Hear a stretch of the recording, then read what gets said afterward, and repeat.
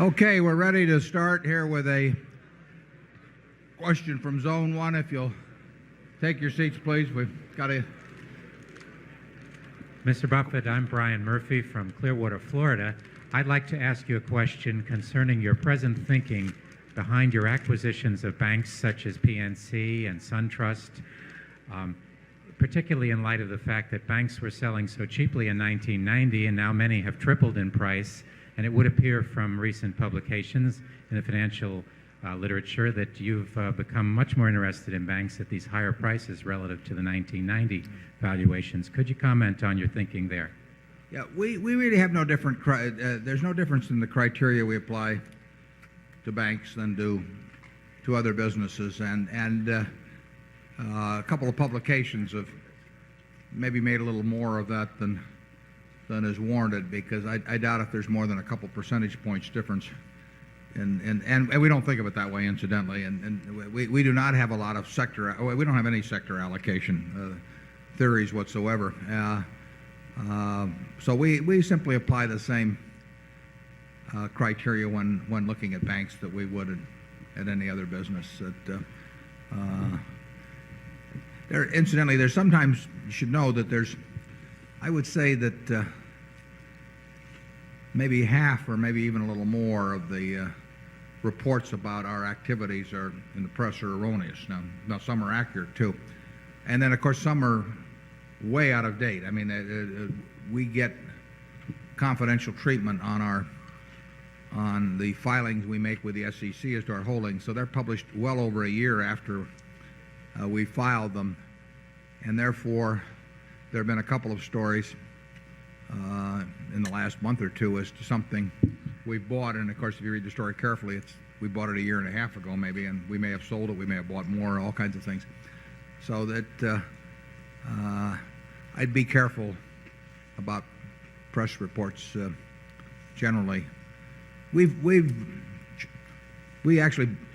bought a bank for Berkshire in 1969, the Illinois National Bank and Trust of Rockford. We've had an interest in the banking business. Or we feel it's something that that falls within our circle of competence to evaluate. That doesn't mean we'll be right every time, but we don't think it's beyond us to understand the banking business. And so we look at businesses in that area. Charlie? Nothing to add. Okay. And do we have Zone 2? Larry Myers from Omaha. Warren, two quick questions. The first one very brief. Do you have any timetable regarding when you will write your own book about your career and philosophy? Yes, my timetable has always been 6 months from now. Now, the answer on that is I've thought about doing it a few times, and I think about it. It always seems to me there are more interesting things yet to happen than have happened so far, and I don't want to. I know I won't write a second one, so I keep postponing it. That's my rationale on it anyway. Thank you. Second question concerns dividends. Last Friday night, by coincidence, on Louis Rukeyser's weekly television show, the special guest was Philip Curray. And Mr. Curray made the statement that his favorite American stock is Berkshire Hathaway. And one of the major reasons he stated was that Berkshire has never paid a dividend, as we all know, and consequently you had superior utilization of the extra cash. Now, if you extend that reasoning, could it also be a beneficial policy if Coca-Cola and Gillette stopped paying dividends and utilized the cash in other ways? Well, it depends what they could use how they would utilize the cash and what they could use it for. Those are more focused enterprises than Berkshire, at least in terms of products. And I commend managements that have a wonderful business for utilizing cash in those wonderful businesses or in businesses that they understand and will also have wonderful economics, and for getting the rest of the money back to the shareholders. So Coca-Cola, in my book, is doing exactly the right thing with its cash when it uses all the cash that it can effectively in the business to expand in new markets and all of that sort of thing. But then beyond that, it pays a dividend which distributes cash to shareholders, and then it repurchases shares in a big way, which returns cash basis to shareholders, but in a way that benefits all of them.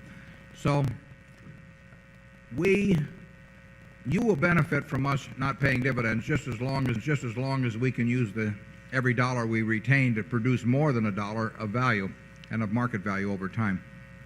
Whether we can continue doing that, how long we can continue doing that, I can't promise you. But that's the yardstick by which the decision is made. And that is the yardstick, I think, by which Coca-Cola is making the decision too. And I think that they deserve great credit for exercising the discipline to quit when they using cash when they've run out of the opportunities to use it well, and then to further deploy it advantageously by repurchasing shares. I think one of the things I admire about my friend Bill Gates, he's got $4.5 billion of cash in Microsoft, and there are very few managements can stand having $4.5 billion of cash and not doing something unintelligent with it. So far, it's made sense for us to retain everything we earn, and I think it'll make sense for a while longer, but it may not make sense indefinitely. Charlie? I hope it lasts a long time.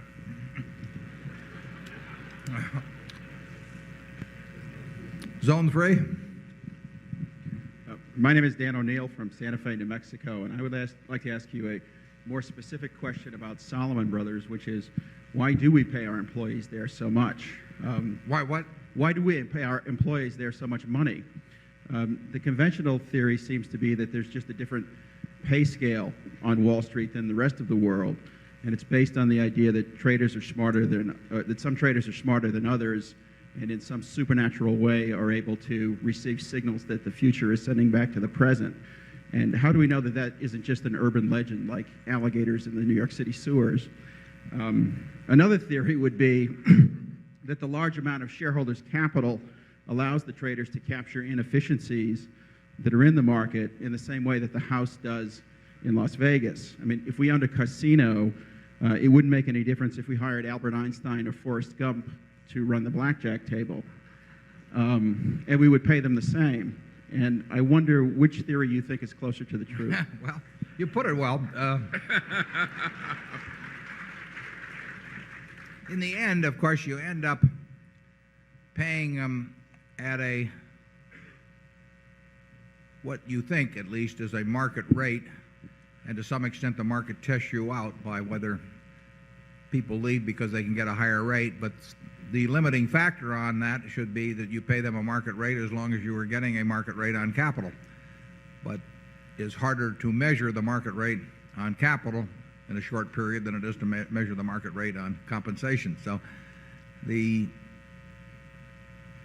good many of the people that have left, but far from all, have left because they felt that they would obtain, presumably because they would obtain greater compensation elsewhere. The market was working in that way, just as it works in entertainment that way, and it works in the athletic field that way.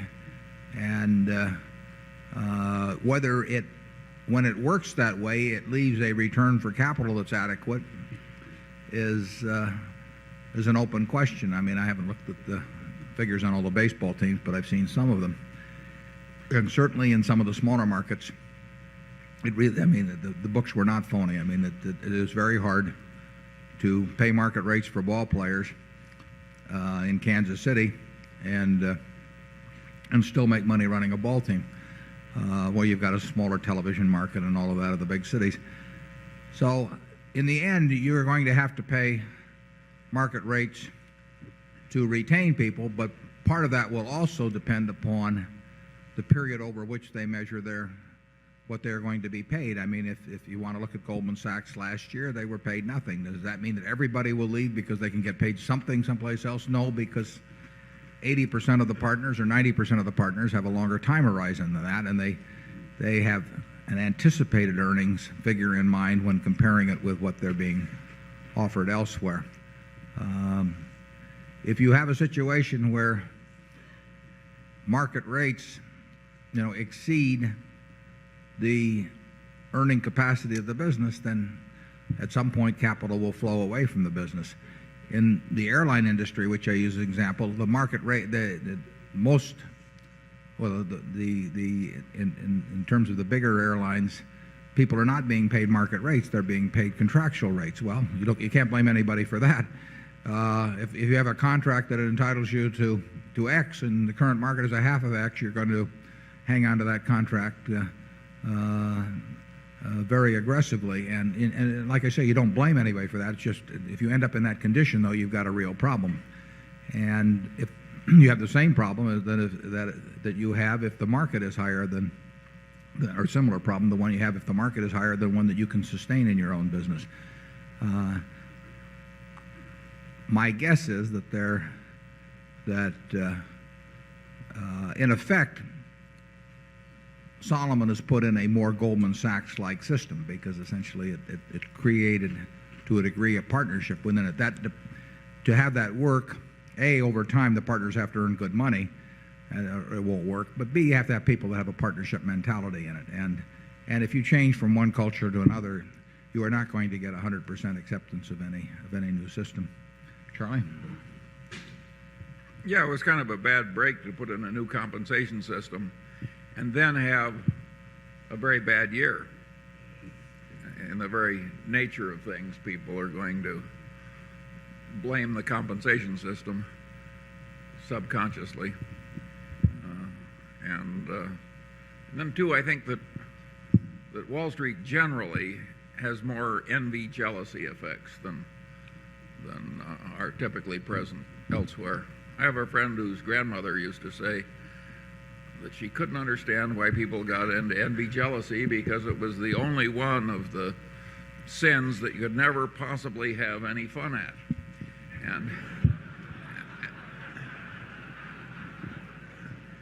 But generally speaking, on Wall Street, I think a lot of people have had the wrong kind of grandmothers.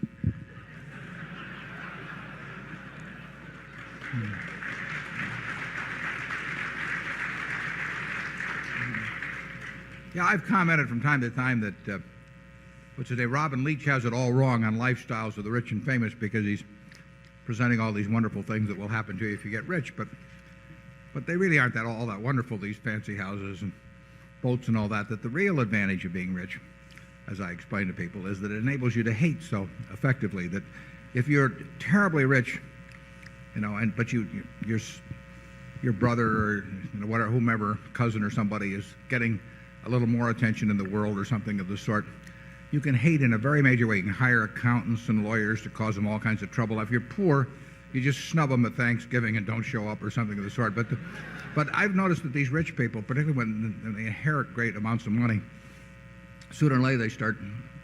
Frequently, they get very antagonistic toward siblings or cousins or whatever it may be, and they really can hate in a way that, or get envious in a way that the rest of us really can't really aspire to. So that's a benefit that hasn't appeared on Robin Leach lately. But you see a little of that in the athletic field and the entertainment field, and perhaps even in Wall Street.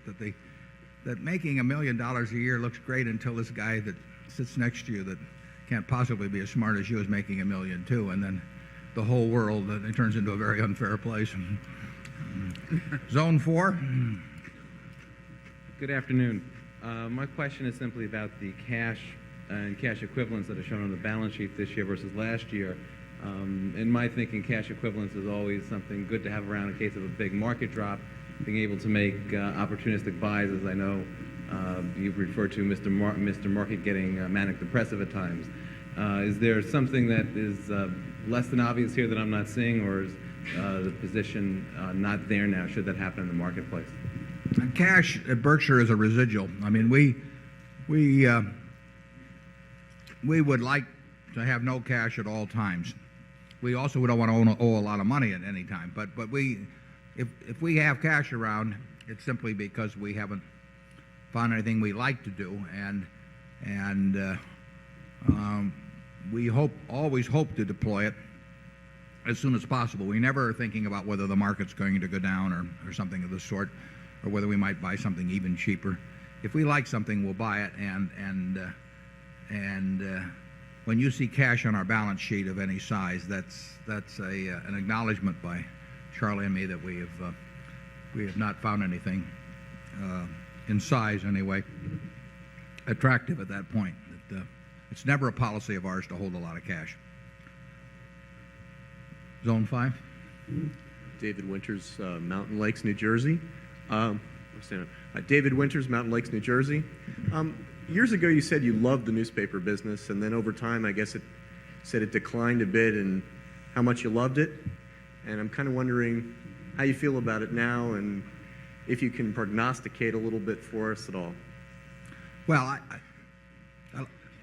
I used to love it in two respects. I love the economics and I love the activity, both. And the love of the activity is not diminished. The economics are still exceptionally good compared to virtually any business in the world. They aren't quite as good as they were 15 years ago. So I wrote about that a couple of years ago, whereas what seemed almost the most bulletproof of franchises is still an exceptionally good business, but it isn't quite as bulletproof as might have been the case 10 or 20 years ago.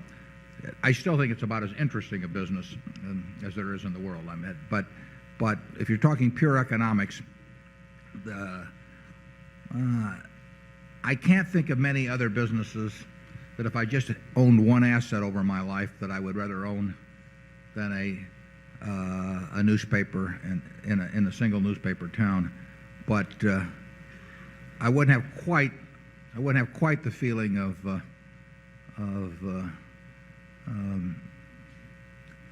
absolute certainty that I would have had 10 or 15 years ago. Charlie?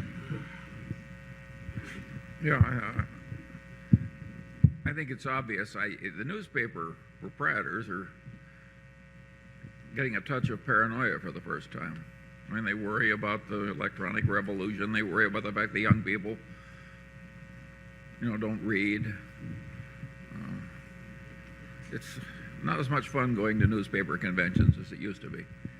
They're still making exceptional money. I mean, that's the interesting thing. But I've heard you say a dozen times, people don't seem to care what floor they're at, just whether the elevator's going up or down. Right. That is true.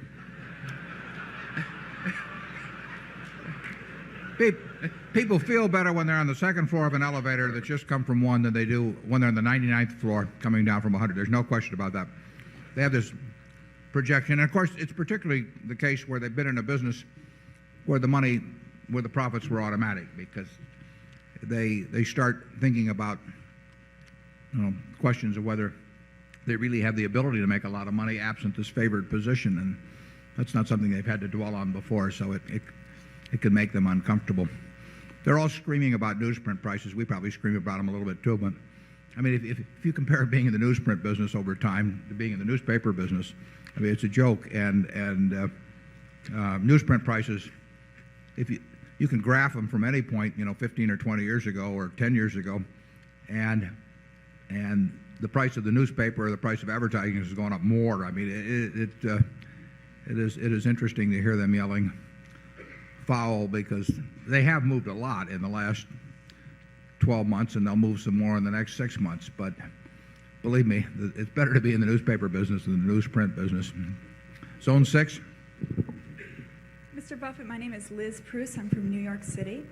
I was wondering on your acquisition criteria. I know part of that is that Berkshire Hathaway won't participate in unfriendly takeovers.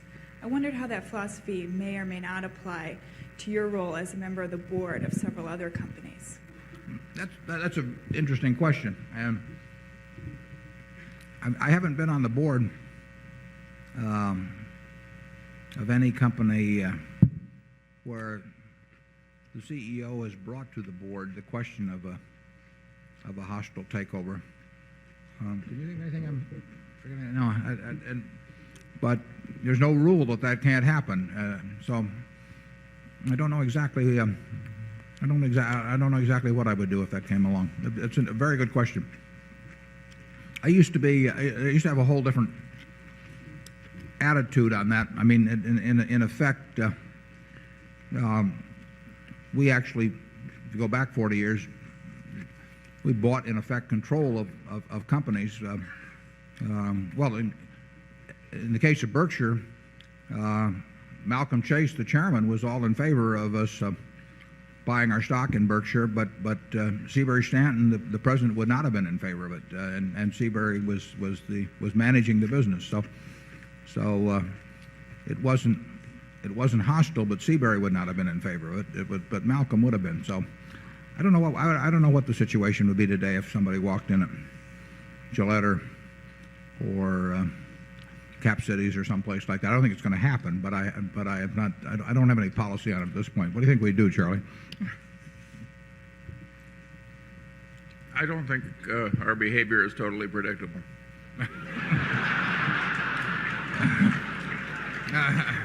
And he's right. Zone 1?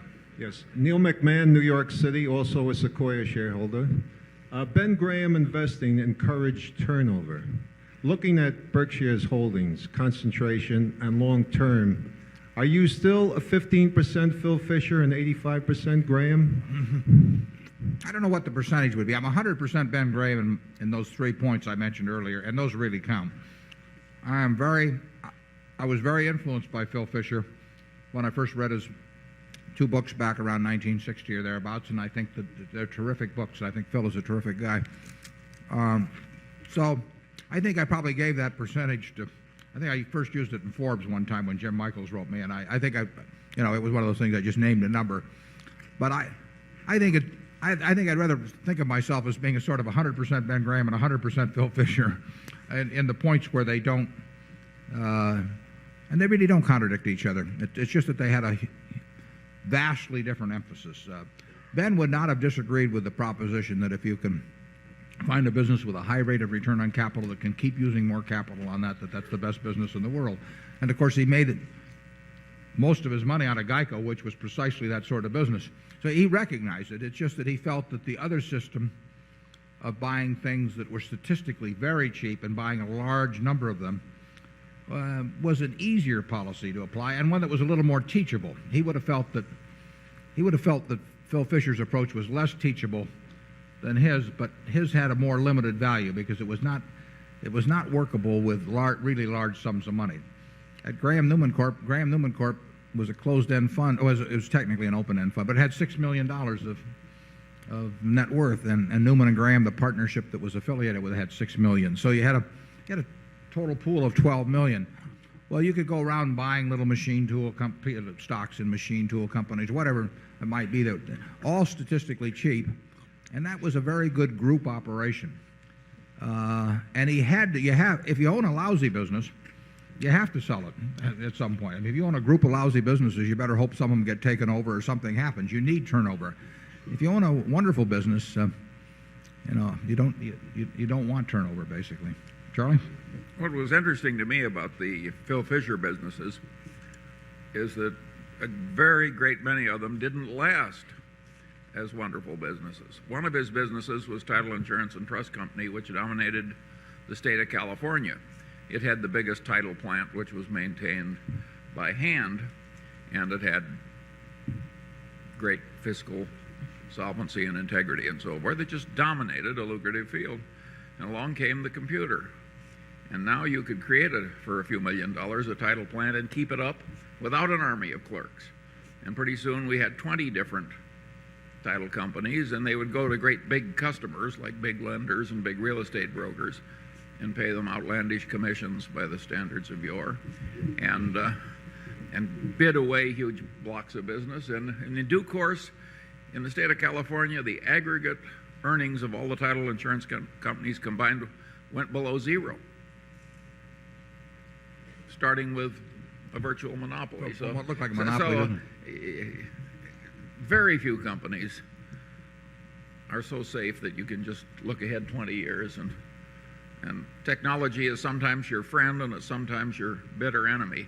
If Title Insurance and Trust Company had been smart, they would have looked on that computer, which they saw as a cost reducer, as one of the worst curses that ever came to man. It probably takes more business experience and insights to some degree to apply Phil Fisher's approach than it does Graham's approach. If you The only problem is you may be shut out of doing anything for a long time with Ben's approach, and you may have a lot of difficulty in doing it with big money. But if you strictly applied, for example, his working capital test as security, it will work. It just may not work on a very big scale, and there may be periods when you're not doing much. Ben really was more of a teacher than I mean, he had no urge to make a lot of money. It did not interest him. So he really wanted something that he thought was teachable as a cornerstone of his philosophy or approach. And he felt you could read his books sitting out here in Omaha and apply buying things that were statistically cheap. And you didn't have to have any special insights about business or consumer behavior or anything of the sort. And I don't think there's any question about that being true, but I also don't think you can manage lots of money in accord with it. Zone 2. Hi, Rob Pitts, shareholder from New York City. This is a question for Mr. Munger. I've noticed in the insider sales activity sheets that you've been a rather consistent seller of your Berkshire stock over the last few months. Wondered if you would comment on why you're doing this, especially in light of the prospective tax change in capital gains, where it might be reduced, which would obviously be beneficial to you and beneficial to Berkshire by reducing its deferred tax liability. I've given away a fair amount of Berkshire in the last couple of years, and I've also sold some. I gave away the Berkshire because I thought it was the right way to behave, and I sold some because I had uses for the money.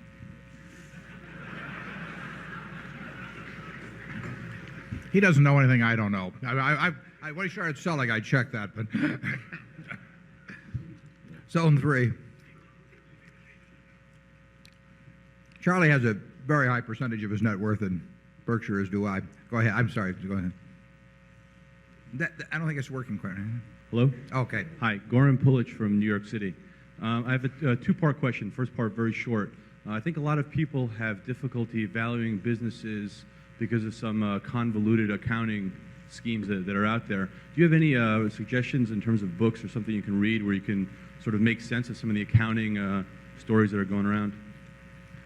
Well, that's a good question. And Abe Brilloff used to write for Barron's quite frequently on various accounting machinations, and Barron's has continued that somewhat. But you're right that there are people out there who will try to paint pictures with accounting that are something far from economic reality, and sometimes the rules of accounting themselves lead to that. I would say that when the accounting confuses you, I would just tend to forget about it as a company. I mean, it may well be intentional, and in any event, you don't want to go near it. We have never had any great investment results from companies whose accounting we regarded as suspect. I can't think of a one. Can you, Charlie? No. It's a very bad sign. I made a short sale once that worked out well in a case like that. No. It really, accounting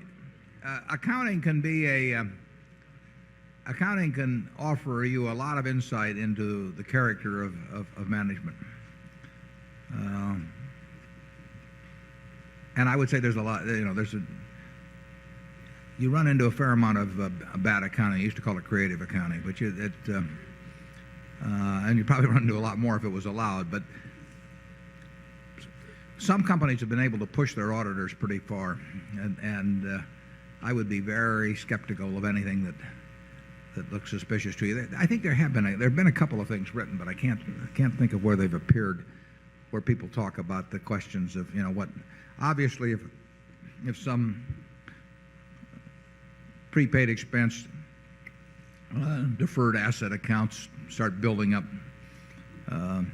suspiciously high, and inventories look out of line, with sales and particularly the trend of them and all that, you want to look twice at companies like that. Life insurance, frequently, we see weak accounting in it. When you don't have a product where revenues and expenses are being matched up on something close to cash in the short term, you have the opportunity for people playing games with numbers. And some people have learned how to do that very well, and they've sometimes created long-lasting stock manipulation or promotion schemes that have enriched themselves where they've enriched the managers or the creators of it at the expense of the public over time.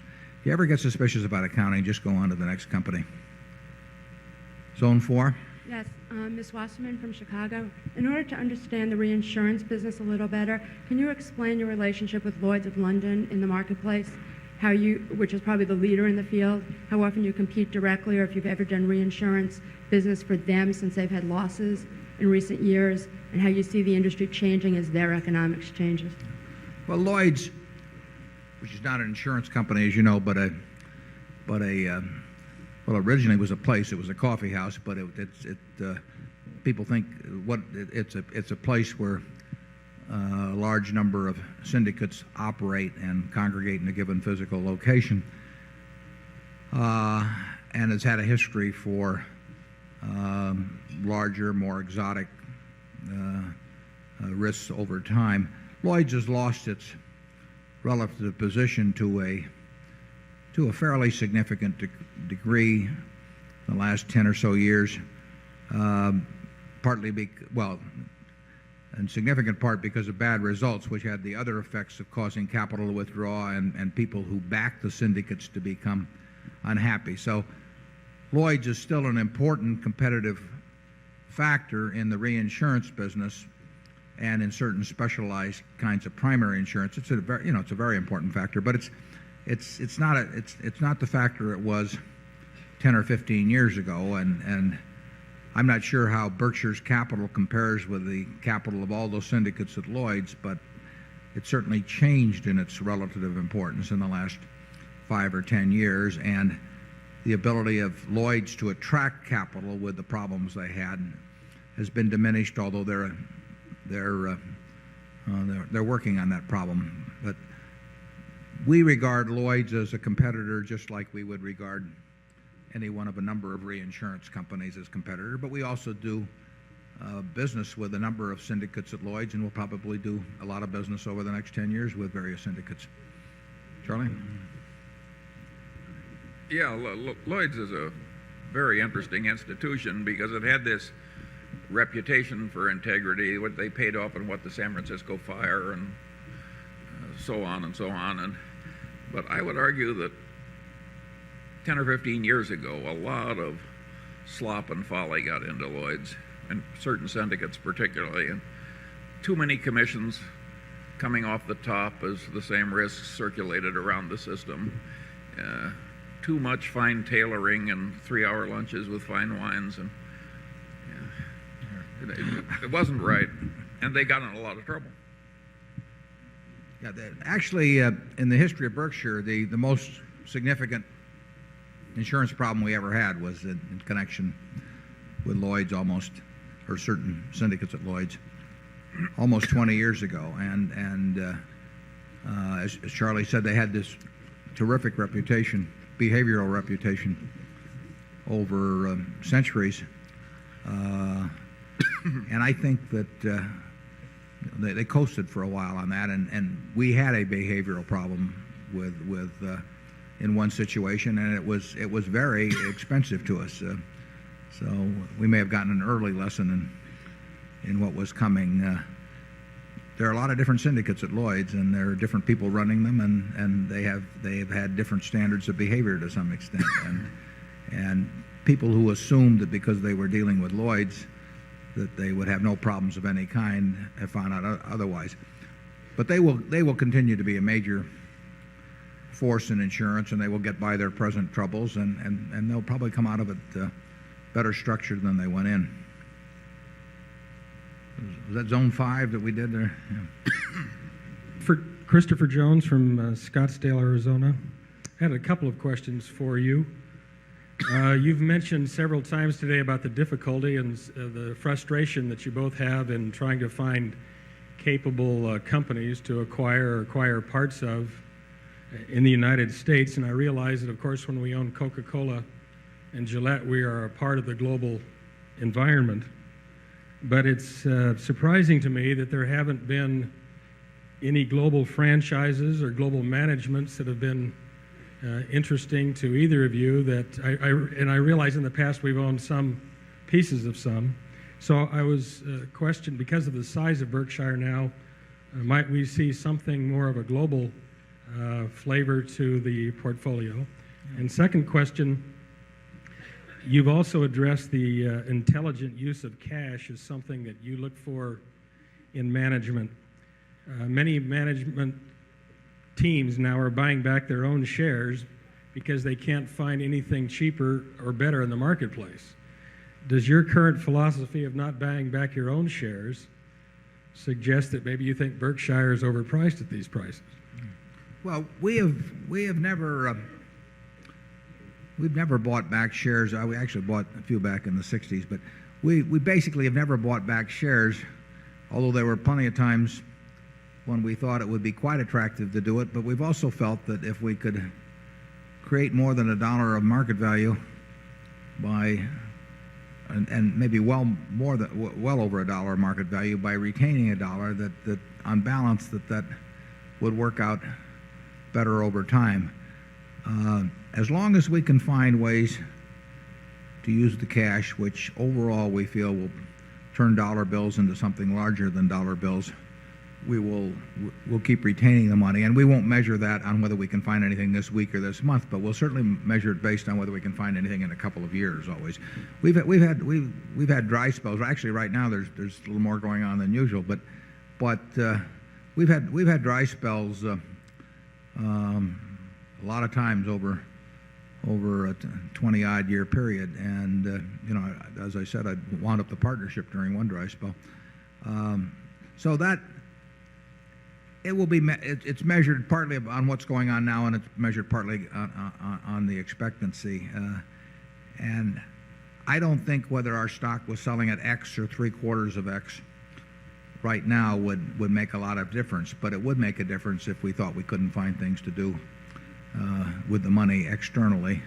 The question about non-domestic operations, and as you mentioned, we've got almost $8 billion in Coca-Cola and Gillette combined, and Coke has 80% plus of their earnings from non-U.S. sources, and Gillette has maybe 2/3 or thereabouts. So you can argue that almost 40% of the net worth of Berkshire, 35 to 40% is operating outside the United States, right, just in those two investments alone. In terms of buying a business outright, we don't preclude buying a non-U.S. domiciled business, but it's not too likely that it'll happen. We'd like to do it, particularly if it were large and if we understood it.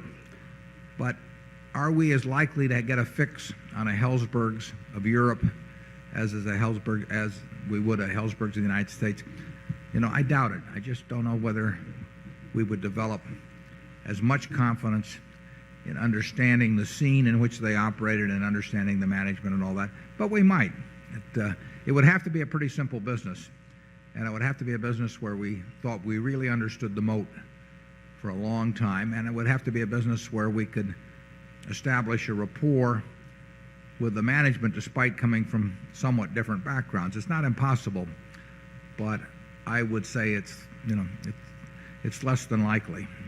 Charlie? No, I've got nothing to add. Zone 6. Hi there. My name is Lee DeBroff from Morgantown, West Virginia. Ever since the Solomon debacle, it appears that you have attracted more and more media attention. In this regard, there have been numerous displays that would appear to be distractions from the actual business of investing. To wit, we watched as you attended Bill Gates' wedding in Hawaii and bought a personal computer and now wear striking designer ties. And yesterday... Bill would have invited me to the wedding if I hadn't been at Solomon. But yesterday we got those pennants during the rainout. A very serious question. Now that you've become this media darling, how can you assure us that you're still keeping your eyes concentrated on the proverbial ball? Well, I do get more mail than I used to, so we've developed a little more of a system on that. But I do what I like to do, and just take speeches. I probably get asked to make maybe 20 times as many speeches as I would have been asked to make 10 years ago, but I make the same number. I've got my own selection process for what I do on that, and it's the same way. I'm invited to, I don't know how many dinner tributes, etc. And basically, I don't change the way what I do because I don't want to change the way. If I wanted something else, if while I was building Berkshire, that was being done to end up in some other spot, I'd have been there by now. And it just doesn't change anything. It does change the volume of mail, but I've got that so that is not a big distraction. Pardon me? Oh, I'll remain in Omaha. Yeah, there's no question about that. I mean, if I hadn't wanted to be in Omaha, I would have figured out ways to change, and it'd been very easy to change decades ago. I think it's we got a lot of people here who aren't from Omaha, but that's their problem. I mean, I've been watching Warren for a long time, and people who are concerned that he will change have a huge appetite for needless worry. The odds that I will change are about as good as the odds that Charlie will change. The mail thing is I wish it didn't. There was an easier way to handle it but you essentially can't answer all the letters you get. That's that simple, and that's about once you get past that and get a form letter that takes care of it, that takes care of it.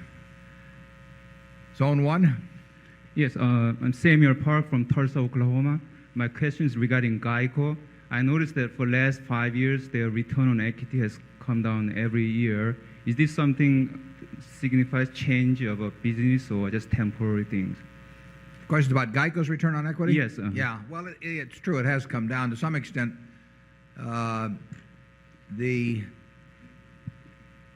Geico's growth is more or less a function of basically, I mean, there's a natural rate of growth there, and the growth in capital has been greater than the growth rate in premium volume and in invested assets, so that achieving the same success on underwriting and achieving the same success on investments will produce a lower return on capital unless they buy in stock, which they have done fairly significantly, but that's limited by availability too. But it's a very good business, but it's not a business where if you double the capital, you can double the earnings easily. Charlie? Nothing to add. Zone 2. My name's Mark Hake from Scottsdale, and I think your question, my question about foreign equity investment was pretty much answered by the other gentleman, but I noticed that you had made an investment in Guinness in the past, and can you comment on that?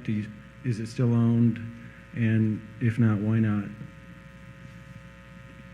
We don't comment on purchases and sales of securities or ownership unless either we're legally required to or they hit this threshold level where we report annually. And we move the threshold level up as our assets move up. We don't move it up as a percentage of assets, so that we used as a cutoff this year $300 million, I believe, of market value as to where we reported. Now, if we'd owned the same amount of Guinness, which I'm not saying that we did, but if we'd owned the same amount of Guinness on December 31st, 1994, it would not have hit that threshold as we had on December 31st, 93. It would not have hit that threshold.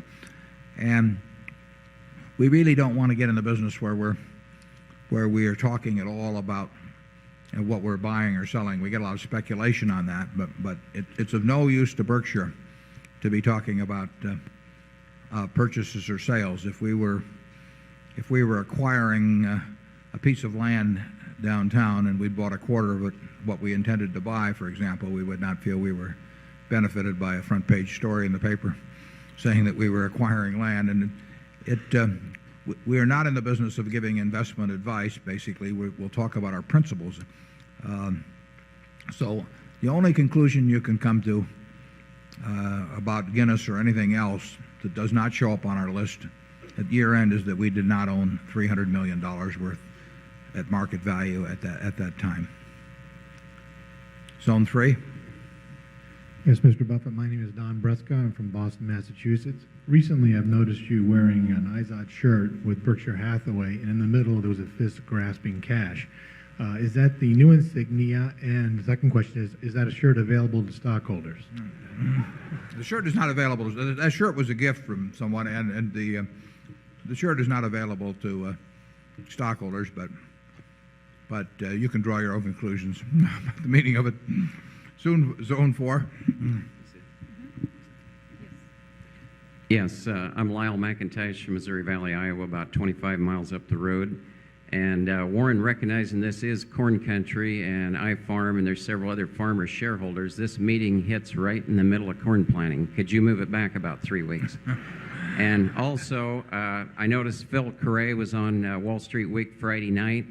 I'm sorry I don't know his marital status, but if he is available, have you thought about introducing him to Mrs. B? Well, Mrs. B, incidentally, was out working yesterday. I went out and dropped by to see her about 4 o'clock, and she was doing fine. She will be 102 late this year, and my guess is she will be working on her 102nd birthday as well. But I'll let Phil and Mrs. B handle their own affairs in that respect. He's probably a little too young for her. Zone 5. I'm Ken Donovan, a Cincinnati investor. You've addressed the subject of your feelings about buying entire corporations. I wonder if you'd say something about, is Berkshire looking for opportunities to buy, we'll call them near franchise companies that might be based overseas, buying a stock interest or a part interest? And also, how do you feel about fixed debt investments of overseas companies? Debt investments, was that? Yeah, well, the first part was buying a stock investment rather than a whole company. Right. And the second part was debt investments. Yeah. Right. Well, we're open to buying anything. When you say, are we looking at them, I've never been quite sure how we look at things anyway. I mean, they just seem to sort of pop up as from reading or something of the sort. But we are. It's less likely we end up doing it for some of the reasons I've given earlier. But we have bought stock in companies that, aside from Guinness, that are domiciled outside of the United States, and we could conceivably buy debt instruments. We don't buy a lot of debt instruments anyway, so it'd be very unlikely. But we will do anything we think makes sense at Berkshire that's compatible with the way we want to operate, and certainly we don't care where the domicile is not that important. Charlie? Okay, zone 5, is it?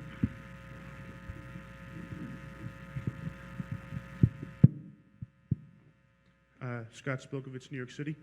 My question is regarding the Helzberg acquisition. Can you comment on things such as the acquisition price, your sales and profit expectations, and how much debt were on the books at the time of the acquisition?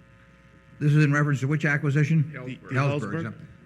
Well, we have not put out the figures on Helzberg's, and we won't be, but we evaluate. The sales have been published at about $280 million for the year that ended in February, and there'll be considerably more in the current year. But we have not put out the figures. I can tell you that obviously that we think that in terms of the amount we are laying out in terms of shares and or cash, we think over time that it's going to be a very decent acquisition. It's the same line of reasoning we've applied in other businesses. Retailing, as I mentioned earlier, is the kind of business where you have to stay smart over time, and we've got a terrific manager, a fellow named Jeff Comment, who's going to be running it, and his record is extremely good, and I would bet the record would stay good. It earns good returns on invested capital, or we wouldn't be buying into it. We always look for for good returns on capital.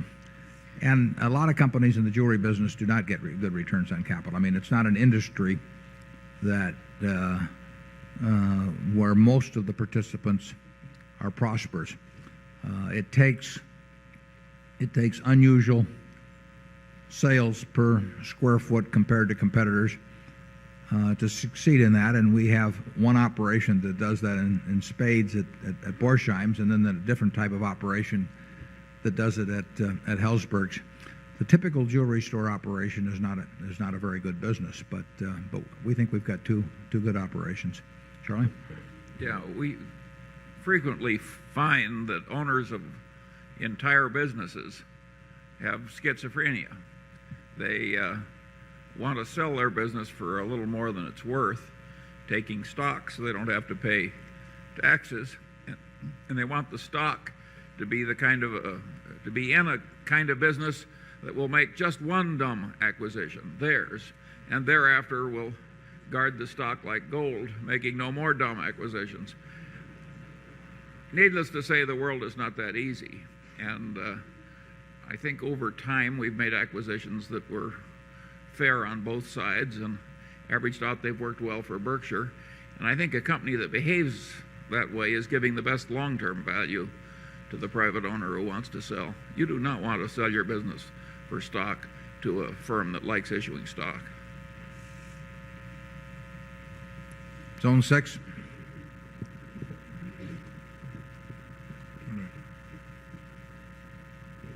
That was 6. Where do we have the mic? Oh, there.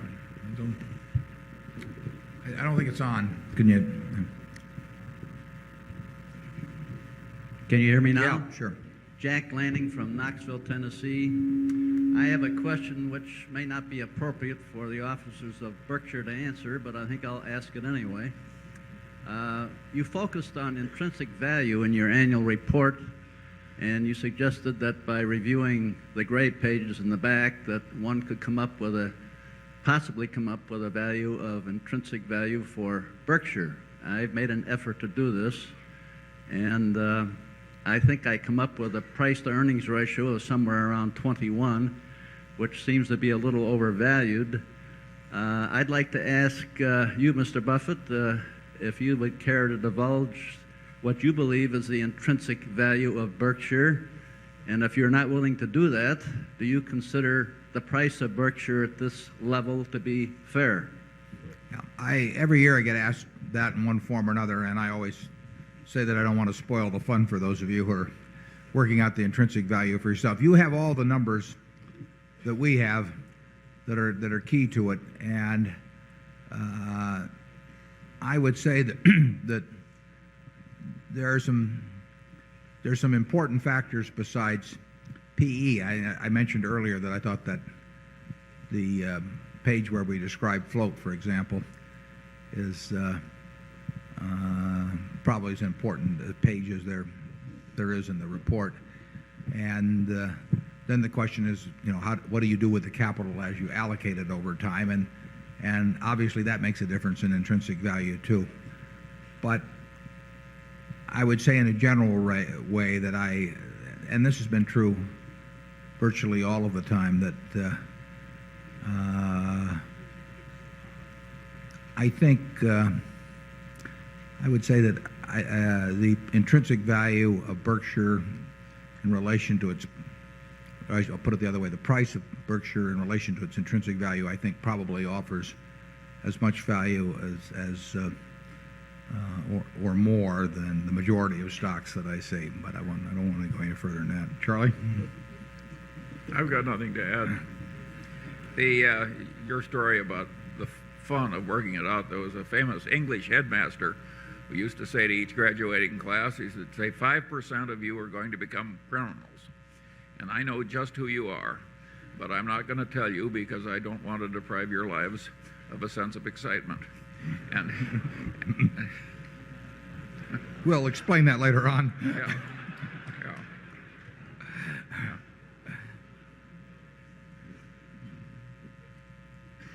There's a lot more to there's more to intrinsic value, as we've discussed earlier, than just adding up what you think you can sell the pieces for at any given time, because it is a prospective figure. It is future cash discounted back to the present, and capital allocation is a good part of that.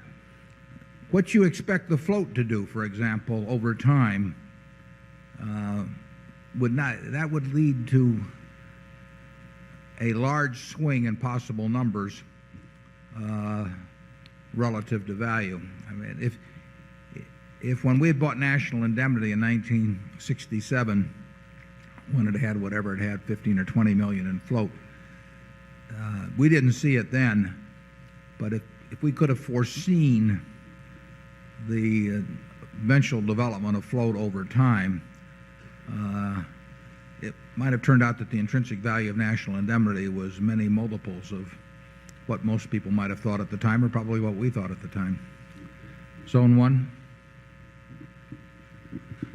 Richard Duchek from Melbourne, Florida. I have a two-pronged question. First on the stock, as we all know, is the first month this year we ramped up about 25%, and then we pulled back, I guess, about 20%. Just wonder if your thoughts on that, specifically, you attribute that to the books, perhaps, or institutional buying, or what explanation you might have for that. And I would say, I'll answer that first. I would say Hagstrom's book undoubtedly had some effect on that. It's impossible to measure, but that book sold a lot of copies, and my guess is that had some effect. Okay, more so than institutional buying, because I've heard rumors like Fidelity and whatever were buying. I just don't know I don't know how to separate out the variables, but I would say that the book was certainly a factor that at that time, and it's unreasonable to assume that it had no effect.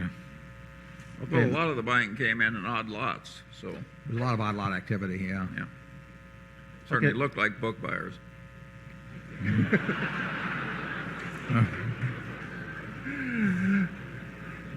Secondary question, I'm an electronics engineer by profession, so the technology sector is of prime interest to me, and I think we'll all agree at least the last 6 to 8 months has been phenomenal for the technology sector. And I also see that you're somewhat befriending Mr. Gates and inviting him to your house, etc. Is there a possibility down the road a piece of you doing some type of purchase of Microsoft or acquiring that, or is there something you two could work out together? I bought 100 shares first day I met Bill, and that was the end of it. I just want to be sure I got his reports from that point on. This was personal, not in Berkshire. There's no chance we'll be in businesses we don't understand, and I won't understand it. No, you're quite clear on that. I just thought maybe there'd be an exception, because apparently. Well, if you made an exception, he would be a very good guy to make an exception with. But I don't think I'll make an exception. Zone 2. My name is Basuni Rima from Arlington, Texas. Mr. Buffett and Mr. Munger, what possibility to use these two great minds for a long term in life by either taking apprenticeship in Berkshire or opening a school? I didn't follow that one. Warren, you handle it. Is it a question of what the possibility using these two great minds of yours to educate the new generation as a long-term investment in this country, to either through an apprenticeship in Berkshire for young people or open a business school? Well, let me try that one, because I have a demonstrated record of non-performance. I have had great difficulty enabling my children to know what I know. And Warren, maybe you have failed less. My children in many ways are a lot smarter than I am, so I have a different experience, Charlie. No, I think you can, I've mainly learned by reading myself, so I don't think I have any original ideas that I've certainly got a lot. I mean, I've talked about reading Graham, I read Phil Fisher, and I've gotten a lot of ideas myself from reading, and in my own case, I mean, talk about your parents having influence. My parents had enormous influence, so I think you can learn a lot from other people. In fact, I think if you learn reasonably well from other people, you don't have to get any new ideas or do much on your own. You can just apply the best of what you see. Generally speaking, I think we always get a group of wise people after sifting millions. But I don't think anybody's invented a way to teach so that everybody is wise. It's extraordinary how resistant some people are to learning anything. Well, and really, what is astounding is how resistant they are when it's in their self-interest to learn. I mean, I was always astounded by how much attention was paid to Graham. I mean, he was regarded 40 years ago as the dean of security analysts, but how little attention was paid in terms of the principles he taught. And it wasn't because people were refuting them, and it wasn't because people didn't have a self-interest in learning sound investment principles. It was just this incredible resistance to thinking or change. I mean, I quoted Bertrand Russell one time as saying, who said that most men would rather die than think. Many have, and in the financial sense, that's very true. It's not complicated. I mean, human relations, usually aren't that complicated, and certainly it's in people's self-interest to develop habits that work well in human relations, but an amazing number of people seem to mess it up one way or another. How much has Berkshire Hathaway been copied either in investing America or corporate America? Now, I'm not saying we deserve to be necessarily, but people don't want to do it differently than they're presently doing it. You might argue that Mrs. B, having started what you may have seen out there this weekend with $500 in 1937, without a day in school in her life, and building that into a great enterprise, you might say, well, that is something to study. I mean, is it because she couldn't speak English when she got over here? Maybe we cleanse people. I mean, what is there to learn from seeing somebody create an incredible success like that in a competitive business? She didn't invent something that the world had never seen before. She didn't have a lock on some piece of real estate that protected her from competition. All of these, and yet she accomplished something that virtually no one has accomplished. Now, why aren't business schools studying her? Why are they talking about EVA, economic value added, as we talked about earlier? Any of these? I mean, here is a success. Something has made her a success. Is it something? Is it a 220? She's very smart, but is it a 220 IQ? No, it isn't. It's a very smart woman, but it's not something that's incapable of being replicated in the habits and the way of thinking. But who is studying her? I mean, they present her as a curiosity, but if you go to any of the top 20 business schools, there's not one page that's being given to anybody to study what is an incredible success. And I find that very interesting. That and to some extent, I've seen it in the investment world. There's this. For one thing, it's probably a little discouraging to a professor of management at some major business school who's gone on to get his doctorate and everything to think he has to come out and hang around the furniture market and study a woman in a golf cart. I mean, but they'd be better off if they did. Where were we on that? What zone are we on? 4, are we? Wherever it is, zone 3 maybe, huh? Yes, thank you. I'm Jim Ludke from Phoenix, Arizona, and I haven't been to one of your annual meetings for about 10 years now. The last one was down at the Red Lion Inn by the water, and I congratulate you on your popularity. Thank you. I wish I'd bought more stock then. But like Charlie, I too have been giving mine away for charitable purposes, so your beneficial effects have reciprocated and rippled throughout the economy. I congratulate you. No, I congratulate you. What do you think has changed? Well, one thing is that Ben Graham, commenting on what you just said, I'm a student of Ben Graham, and he said it never ceased to amaze him how widely read he was and least followed. but how have you changed in the last 10 years? I mean, much, if any, or none at all, or... Well, we'll let Charlie. He's been watching me. I'd say about 1 stone.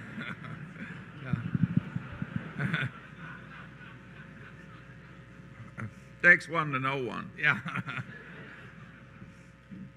If we'd wanted to change, we would have changed a long time ago. I mean, I've never believed much in this theory of, you know, if I have X, 2X instead of X, then I'm going to do this or that, and, you know, or I'll take this job I don't like now and I'll get one I like later on. Or it doesn't make much sense to me. I mean, there aren't that many years around, so you ought to be doing what you like at the present time. And Charlie and I have always followed that pretty well. Zone 4. Peter Borma, Chicago. Every year you have your operating company send a check back to Omaha. What percentage do the heads of the operating companies keep as a bonus, and how do you set that figure? Well, we have different bonus arrangements at different companies. It'd be a big mistake with businesses with as many different economic characteristics or as varying economic characteristics as existing as they do at Berkshire to try and have some formula approach that paid managers in all of these different businesses based on a simple formula of one kind. So we have, I think, 4 businesses where they own a part of it, and we have varying arrangements with the various businesses. Some businesses, capital employed is unimportant.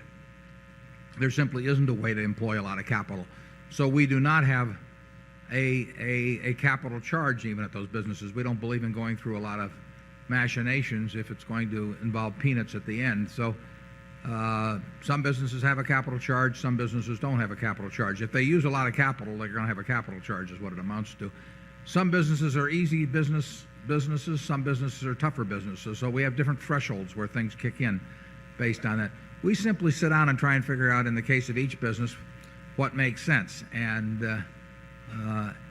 that usually isn't very hard to figure out. I mean, we want something that's fair. The best managers, we aren't going to change their behavior much by the compensation thing. We may a little bit in terms of teaching them how we think about capital employed. But in terms of their enthusiasm for the business, imagination and marketing and all that, basically we usually buy businesses with those people in place. But it would be, it'd be wrong not to treat people fairly, and they would resent it if they weren't treated fairly too, understandably. So we try to have a system that rewards the things that we want to have rewarded and treats them fairly in a way that they understand they're treated fairly. And I don't think we have any 2 businesses that have the same arrangement. I mean, they're different in each case. Incidentally, that applies in their policies too. We don't get into very seldom, I should say, and maybe once or twice, but they have different arrangements in terms of compensating their employees. Some of our businesses have budgets, some of them don't. We don't have any budgets that come up to headquarters. We let 400 hitters swing the way they want to swing, and some of them, you know, have a little different swings than others, but overall they're extremely effective, and they feel, we want them to feel like they own their own business. If somebody that's independently wealthy sold us a business and we started telling them how to swing, they would tell us what we could do with it very quickly, because they don't need that in life. So what we have to do is create a situation or maintain a situation where they're having more fun doing what they're doing than anything else they can do in life, and that's what we're designing for. And then we have to treat them fairly in respect to that. Charlie? Nothing to add. Zone 5. Roger Hill from Racine, Wisconsin.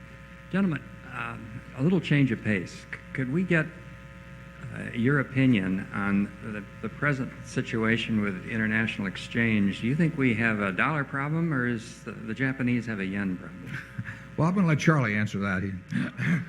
I have no comment.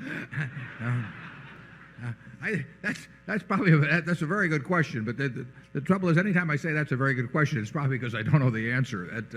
And I don't know the answer to that. foreign exchange baffles me, frankly. I mean, I think in terms of purchasing power parity, because that's a natural way to approach it. But purchasing power parity does not work very well as a guide to how exchange values will behave in any shorter, medium, or maybe even long term, because the world adapts in different ways. Sometimes it adapts by high rates of inflation to a sinking currency. Usually it does. It hasn't done that in respect to ours, but we're only sinking relative to a couple of other important currencies. I don't have a great answer for you on that. Sorry.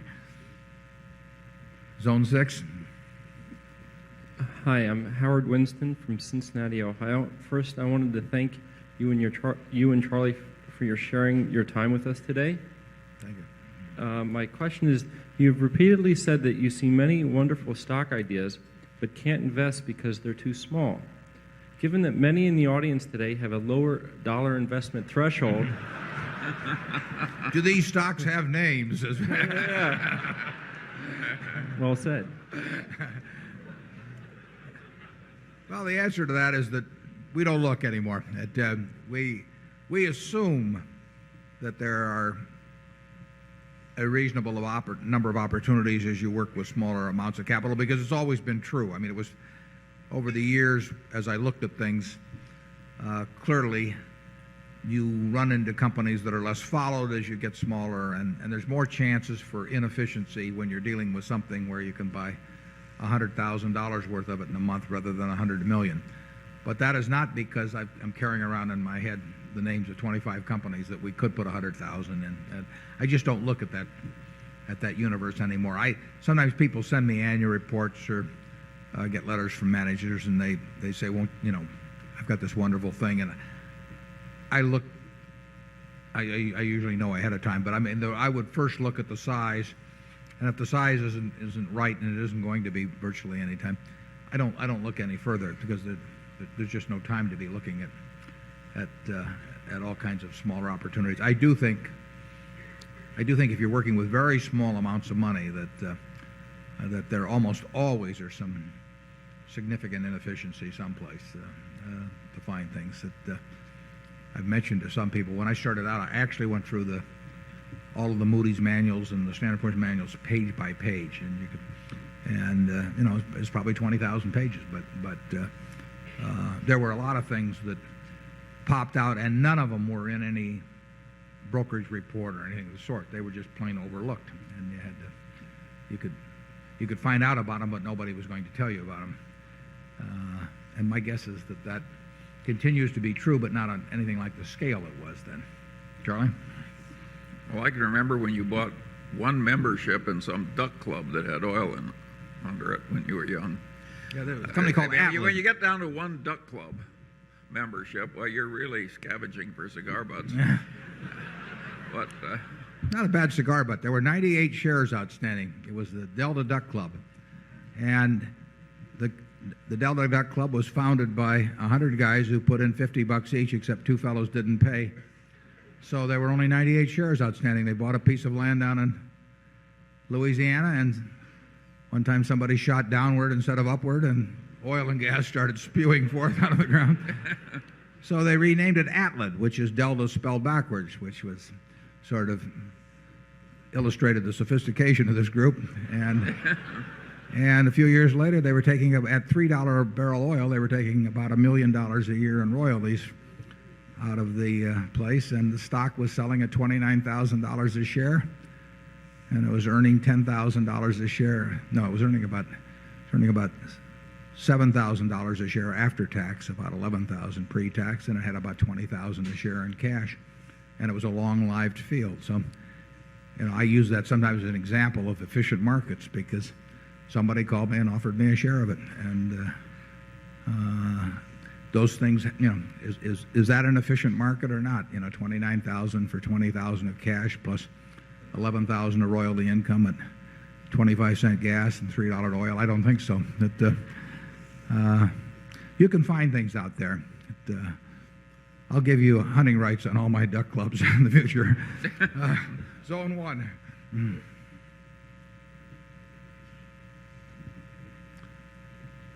Don't think the mic. How do Berkshire and Berkshire companies protect themselves against lawsuit-happy lawyers, and is it possible for American businesses to survive the financial and time-consuming costs of dealing with lawyers? Well, it's a good question, and we've probably had less litigation than any company with a $25 billion market value in America. But it's and we were sued one time at Blue Chip Stamps. What was it for, Charlie? How many billion by some guy? Lots. Yeah, it was. You cannot protect yourself against lawsuits, and there's certainly a lot of frivolous ones.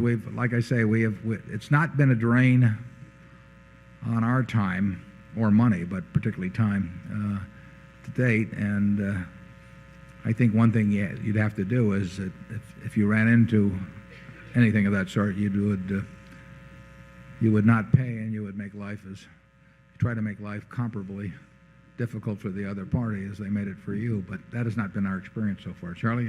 Yeah, well, I can tell an Omaha story on that one, which demonstrates the Berkshire Hathaway technique for minimizing lawsuits. When I was a very young boy, I said to my father, who was a practicing lawyer here in Omaha, "Why do you do so much work for X, who was an overreaching blowhard, and so little work for Grant McFadden, who is such a wonderful man?" And my father looked at me as though I was slightly slow in the head, and he said, "Charlie," he said, "Grant McFadden treats his employees right, his customers right, everybody right. When he gets involved with somebody who's a little nuts, he gets up from his desk and walks to where they are and extricates himself as soon as he can." And he says, "Charlie, a man like Grant McFadden doesn't have enough law business to keep you in school." "Ah, but X," he said, "he's a walking minefield of continuous legal troubles, and he's a wonderful client for a lawyer." Now, my father was trying to teach me, and I must say it worked beautifully, because I decided that I would adopt the Grant McFadden approach. And I would argue that Warren independently reached the same approach very early in life. Boy, has that saved us a lot of trouble. It is a good system. We basically have the attitude that you can't make a good deal with a bad person, and that means we just forget about it. I mean, we don't try and protect ourselves by contracts or getting into all kinds of due diligence, or we just forget about it. We can do fine over time dealing with people that we like and admire and trust. So we have never, and a lot of people do get the idea, because the bad actor will tend to try and tantalize you in one way or another, and you won't win. It just pays to avoid them. And we started out with that attitude, and maybe one or two experiences have convinced us even more so that that's the way to play the game. Zone 2. I'm Clarence Cafferty from Long Pine, Nebraska. I'd like to know if we can get another 400 hitter by starting another Borsheim store someplace in this United States. Well, it's an interesting question about both the Borsheims and the Mart. I mean, and of course they're owned, as you probably know, historically by the same family. I mean, it was Mrs. B's sister's family that bought Borsheims, but in effect started it virtually from scratch. And both of those institutions offer this incredible selection, low prices brought about by huge volume, low operating costs, and all of that. Operating multiple locations, you would get some benefit, obviously, from the name and the reputation, but you would lose something in terms of the amount of selection that could be offered. There's $50 million plus at retail of jewelry at Borsheim's one location. Well, when someone wants to buy a ring or a pearl necklace or something of the sort, they can see more offerings at a place like that than they possibly could at somebody who's trying to maintain inventory at 20 or 50 locations. Similarly, that gives us a volume out of a given location that results in operating costs that, again, can't be matched if you have an enormous number of locations. So I think those businesses tend to be more successful in that particular mode as one location businesses. Now, Helzberg's will be bringing merchandise to people all over the country at malls, and they will do through that mode of operation. They perform that exceptionally well. But Borsheim's can't be Helzberg's, and Helzberg's can't be Borsheim's. They're both going for two different, in a sense, two different customers to some degree. And Saul Price, Charlie's friend who started the Price Club, the first big wholesale club, said that part of his success was due to figuring out the customer he didn't want. I think that's right, isn't it, Charlie? Right. Yeah, and you have to figure out what you're good at, who you really can offer something special to. Borsheim's offers something very special to people, but in part it comes about through being at one location. You can see more of almost any kind of jewelry you want there than you're going to see virtually any place in the world. And that will bring people there, or it will bring male people there. And that gives you operating costs that are 20 percentage points off of what somebody else will be doing without that pulling power. And that in turn enables you to offer the lower prices, which keeps the circle going. I mean, it's very hard to replicate something like that. And trying to do it in 10 spots probably wouldn't work well. But it's a question you ask yourself as you go along, obviously. McDonald's certainly did well by deciding to open a second store. I mean, Zone 3. Warren, I'm Frank Martin from Elkhart, Indiana. You have written extensively on the subject of the immutability of return on equity for American industry as a whole being stuck in the 12 to 13% range. What forces do you see, since we're above the mean, to cause that number to regress to the mean over time? Yeah, it's true. It has been higher in the last few years, although Fortune's got some interesting figures in the current issue on the 500 that shows decade by decade what the return has been on the Fortune 500 group, which is a shifting group, of course. And it's tended to stick, although I would say it was more between 12 and 13 than 11 and 12 probably in that one. The return to some extent in certain businesses has gotten a big kick because they finally put the health liabilities on the balance sheet and therefore reduced equity. So if you anything you do that tends to pull down equity, if it doesn't change your ability to do the same sales volume, it's leveraged American business in effect by putting the health liabilities on the balance sheet. It may be wrong. It may be that business can earn 15% or so, but I think competitive factors tend to, over time, keep pushing that number down somewhat. And 12 or 13, when you think about it, is not bad at all. I mean, it's a level with 7% interest rates that allows stocks and equity to be worth much more when employed in equity than elsewhere in the world. But if I had to pick a figure for the next 10 years, I would pick some figure between 12 and 13, but that doesn't mean I'd be right on it. Charlie? Yeah, I think all of those published averages overstate what's earned anyway. They're the biggest companies. They're the winners. They're the ones whose stock sells at high multiples so they can issue it to other people for high-earning assets. And many of the low-return people are constantly being dropped out of the figures. Now, you can say that was true in the past, too, but it would be remarkable to me if on average, American business earned 13% on capital after taxes. Those figures, incidentally, isn't a huge item, but it's not totally insignificant. They don't show as a cost, for example, the cost of stock options. And the American shareholders paid that. So the American shareholder has not gotten the returns on equity shown by those numbers, although it's not a huge factor. But I wouldn't be surprised if it was, 2 or 3/10% just for that one cost that's omitted. If you let me omit my costs, I can show a very high return on equity. Zone 4. Jeff Peskin from New York, and I have a question for you. It's really more of an observation in that you've written about when you look at acquiring a business, you look at a lot at how they allocate capital. And my question is, once you acquire a stake in a company, do you find that just by the fact that you are helping doing the allocation of capital and doing the compensation, that alone makes a company have a lot higher return?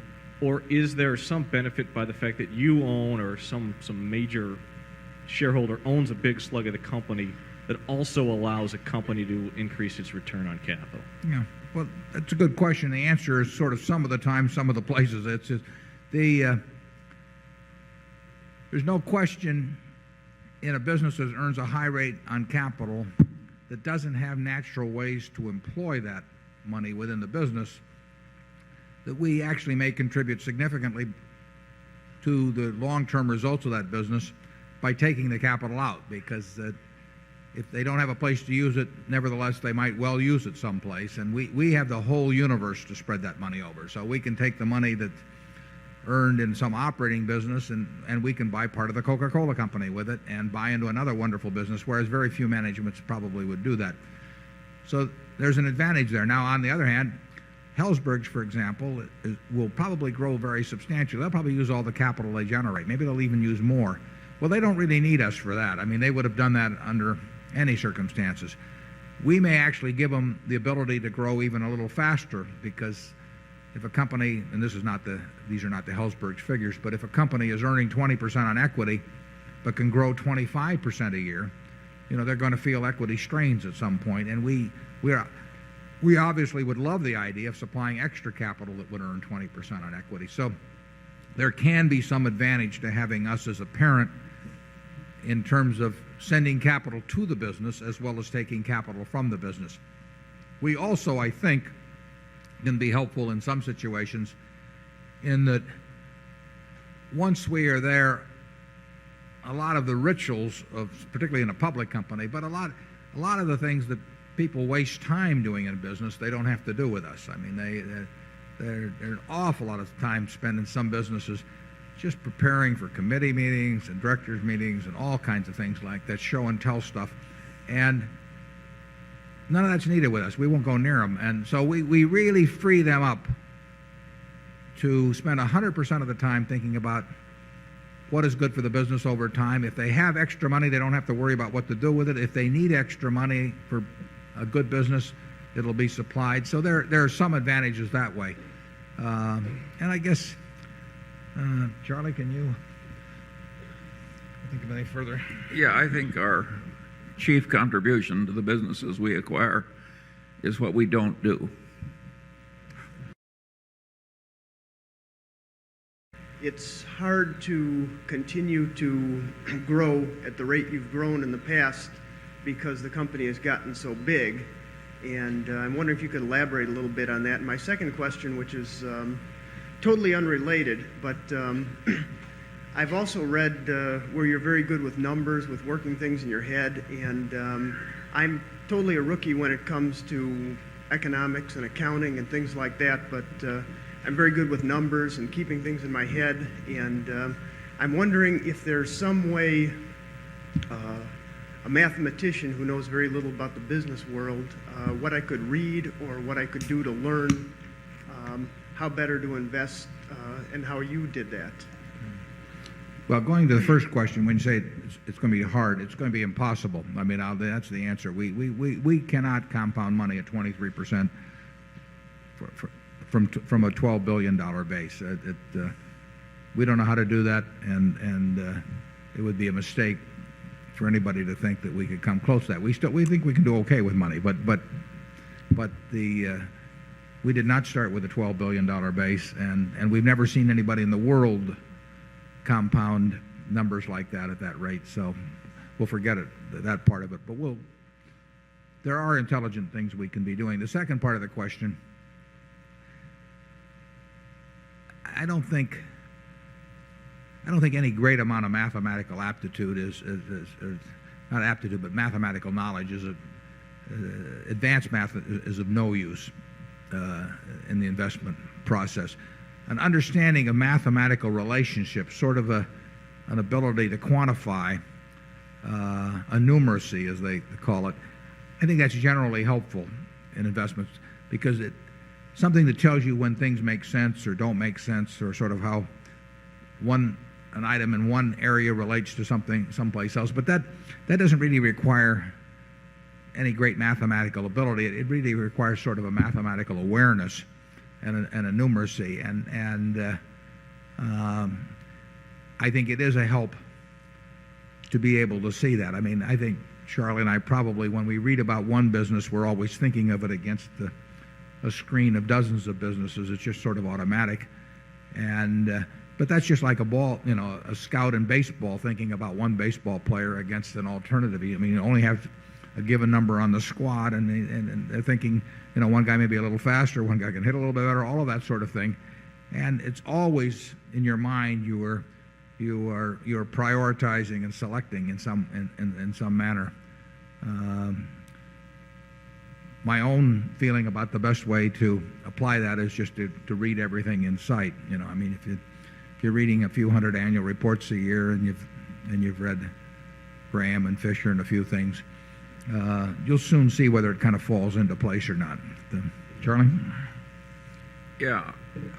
I think the set of numbers, the one set of numbers in America that are the best quick guide to measuring one business against another are the value line numbers. I'd agree with that. That stuff on the log scale paper going back 15 years, that is the best one-shot description of a lot of big businesses that exists in America. I can't imagine anybody being in the investment business involving common stocks without that thing on the shelf. And if you sort of have in your head how all of that looks in different industries and different businesses, then you've got a backdrop against which to measure. I mean, if you'd never watched a baseball game and never seen a statistic on it, you wouldn't know whether a 300 hitter was a good hitter or not. You have to have some kind of a mosaic there that your thinking is implanted against, in effect. And the value line figures, they cycle it every 13 weeks, and if you ripple through that, you'll have a pretty good idea of what's happened over time in American business. By the way, I pay no attention to their timeliness ratings or stock ratings. No, none of that means anything. It's too bad they have to put that there, but it's the statistical material, not the...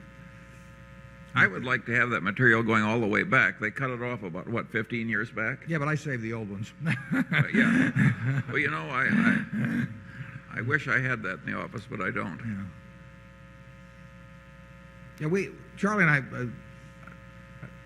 maybe even I do it more. We tend to go back, and I mean, if I'm buying Coca-Cola, I'll probably go back and read the fortune articles from the 1930s on it or something. I like a lot of historical background on things just to sort of get it in my head as to how the business has evolved over time and what's been permanent and what hasn't been permanent and all of that. I probably do that more for fun than for actually decision making. But I think it is. I think if you think about if we're trying to buy businesses we want to own forever, and if you're thinking that way, you might as well see what it's been like to own them forever and look back a ways. Zone 6. I'm Stuart Horish from Salina, Kansas. When you first bought part of Wells Fargo a few years back, I looked at it and I couldn't tell it was any better than any of the other banks. I think now anybody that would look at it can tell it's better than almost any bank. Now you've bought PNC Bank, and again, I can't see how it's distinguished from any of the other banks. What did you see in PNC Bank that made you select it over all the other banks that were available? Well, we're not going to give any stock advice on that. So I think that going back to Wells, it was very clear that I knew something about Carl Reichert and to a lesser extent at that time Paul Hazen from having met him and also from having read a lot of things they said. So they were different.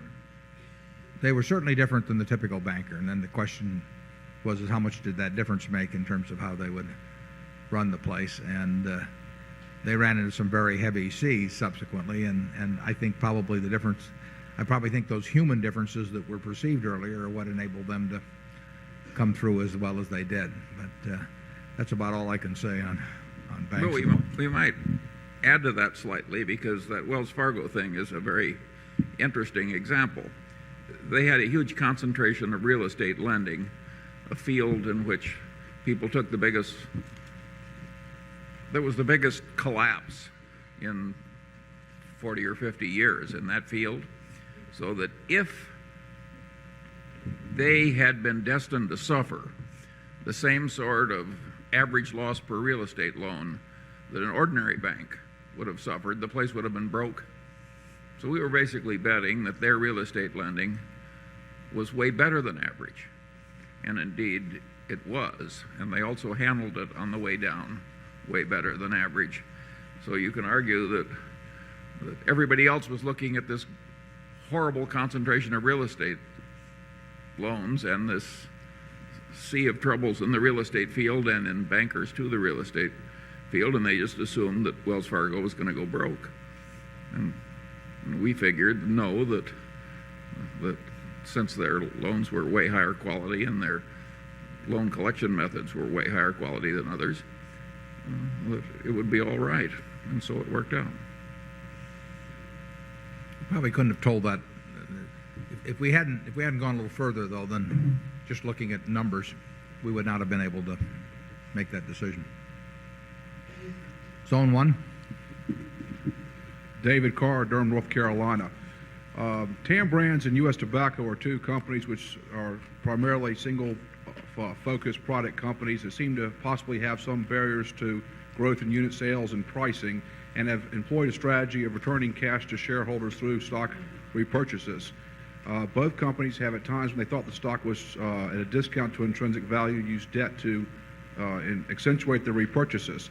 Those companies recently have talked about problems with going into a negative stated shareholders equity position through the use of additional debt to repurchase more shares at a time when both companies believe their stock's very cheap and they appear to have the type of long-term cash flow that would at least allow that. Would you comment on the at least accounting treatment and the stated shareholders equity, and if you think that should be a real concern for management in those areas? What was the first company besides U.S. Tobacco? TAM Brands. TAM Brands? Yes. Yeah, I don't think there's anything magic about whether shareholder equity is positive or negative. The Coca-Cola has a shareholder equity of $5 billion. It has a market value of 75 billion or so. Now, they're not going to do it, and I'm not going to recommend it, but if they were to spend $10 billion buying in their stock, they would have a negative shareholders equity of $5 billion. Their credit would be sound. I mean, if somebody else were to buy the company for $75 billion, they'd have $5 billion of tangible assets and $70 billion of intangible assets. And there is nothing magic about a company having a positive shareholders equity, and it isn't done very often, and I can't even think of a case where it's been done, but it may have been. But I see nothing wrong with a company having a negative shareholders equity, although it may be prohibited by the state in which they're incorporated in terms of repurchasing shares at a time that would produce that. You have to look at the state law on that.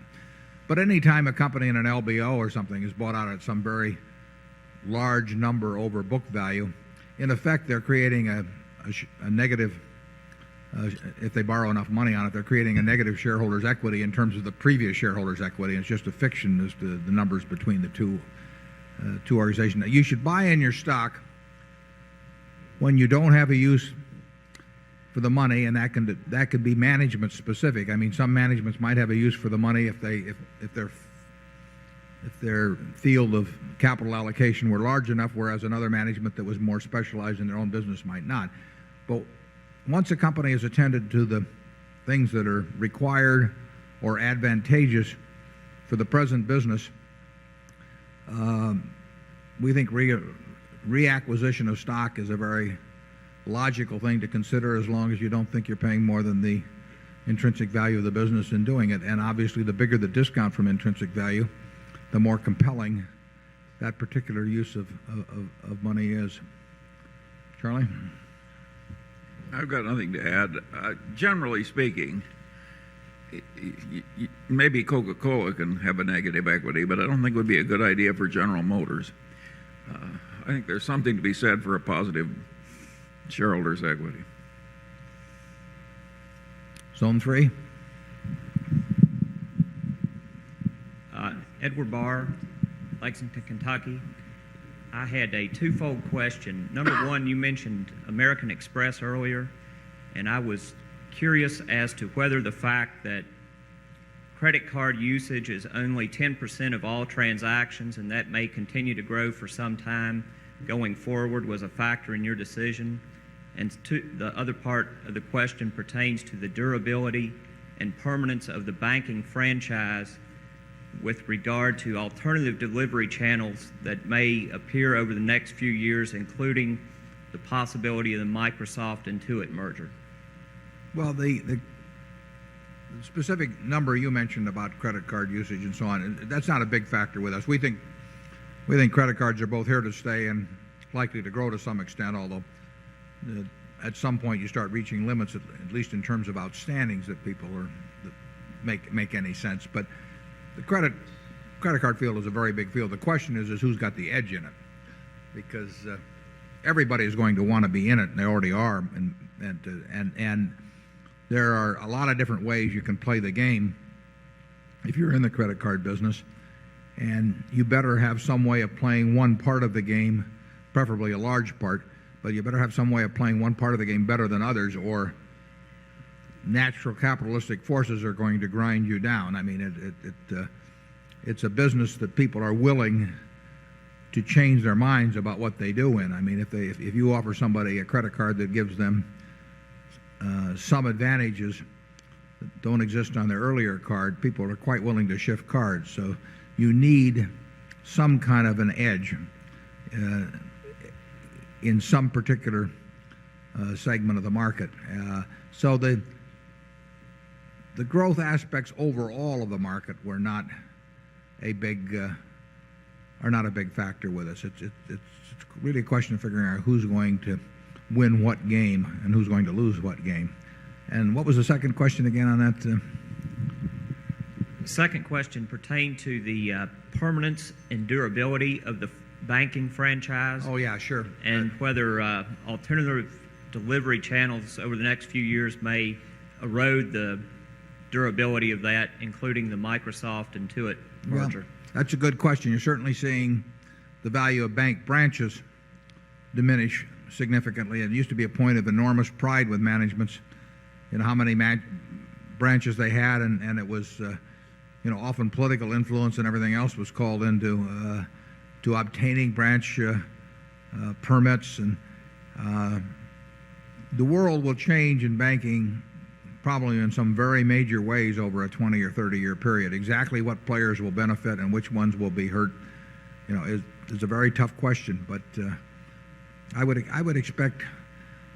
I don't think I'd expect really significant change in banking over the next 5 years, but I'd certainly expect it over the next 20 years. And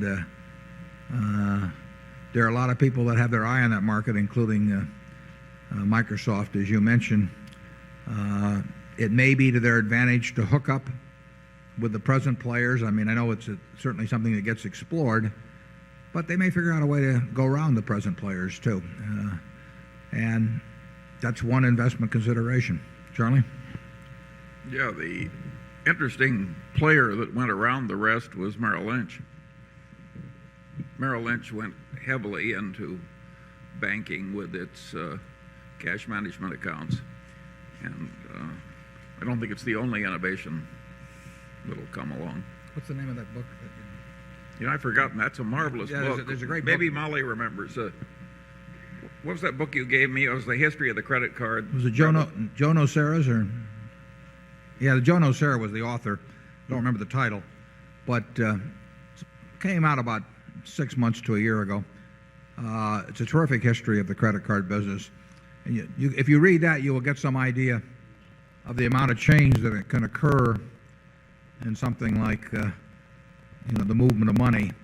And my guess is that if there's another edition of it in 20 years, there'll be plenty more to write about. So, by the way, that is a fabulous book. Most of the people who are here will not be able to put it down. I mean, for a book about an economic development, it captures the human background in a very interesting way. Is it Zone 4? That seems far over there for Zone 3. Yeah. Mm-hmm.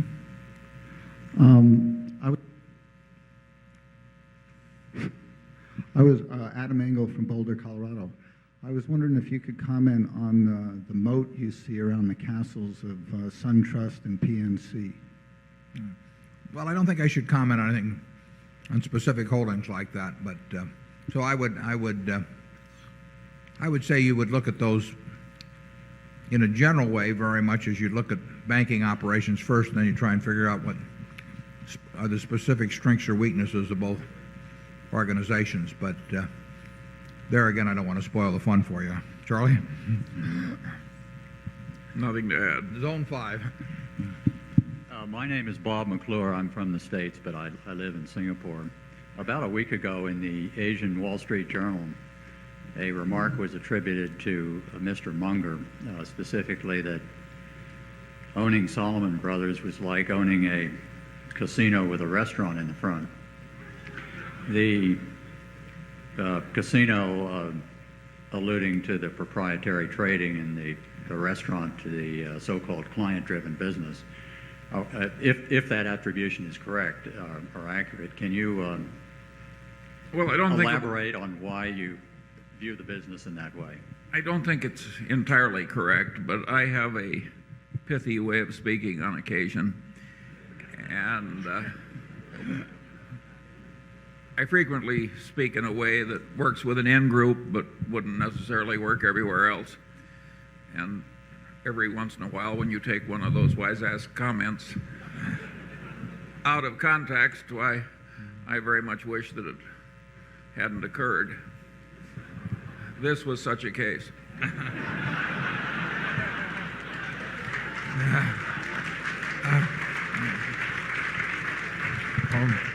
It won't stop him in the future, though. Or me. Zone 6. Or are we in 5? Which one are we in? Kelly or? Mr. Buffett, I'm Randall Bellows from Chicago, and the two questions I have, since you're answering questions so far afield, are if you were to look at the balance sheet of the United States of America, is the national debt as frightening as that it appears to be?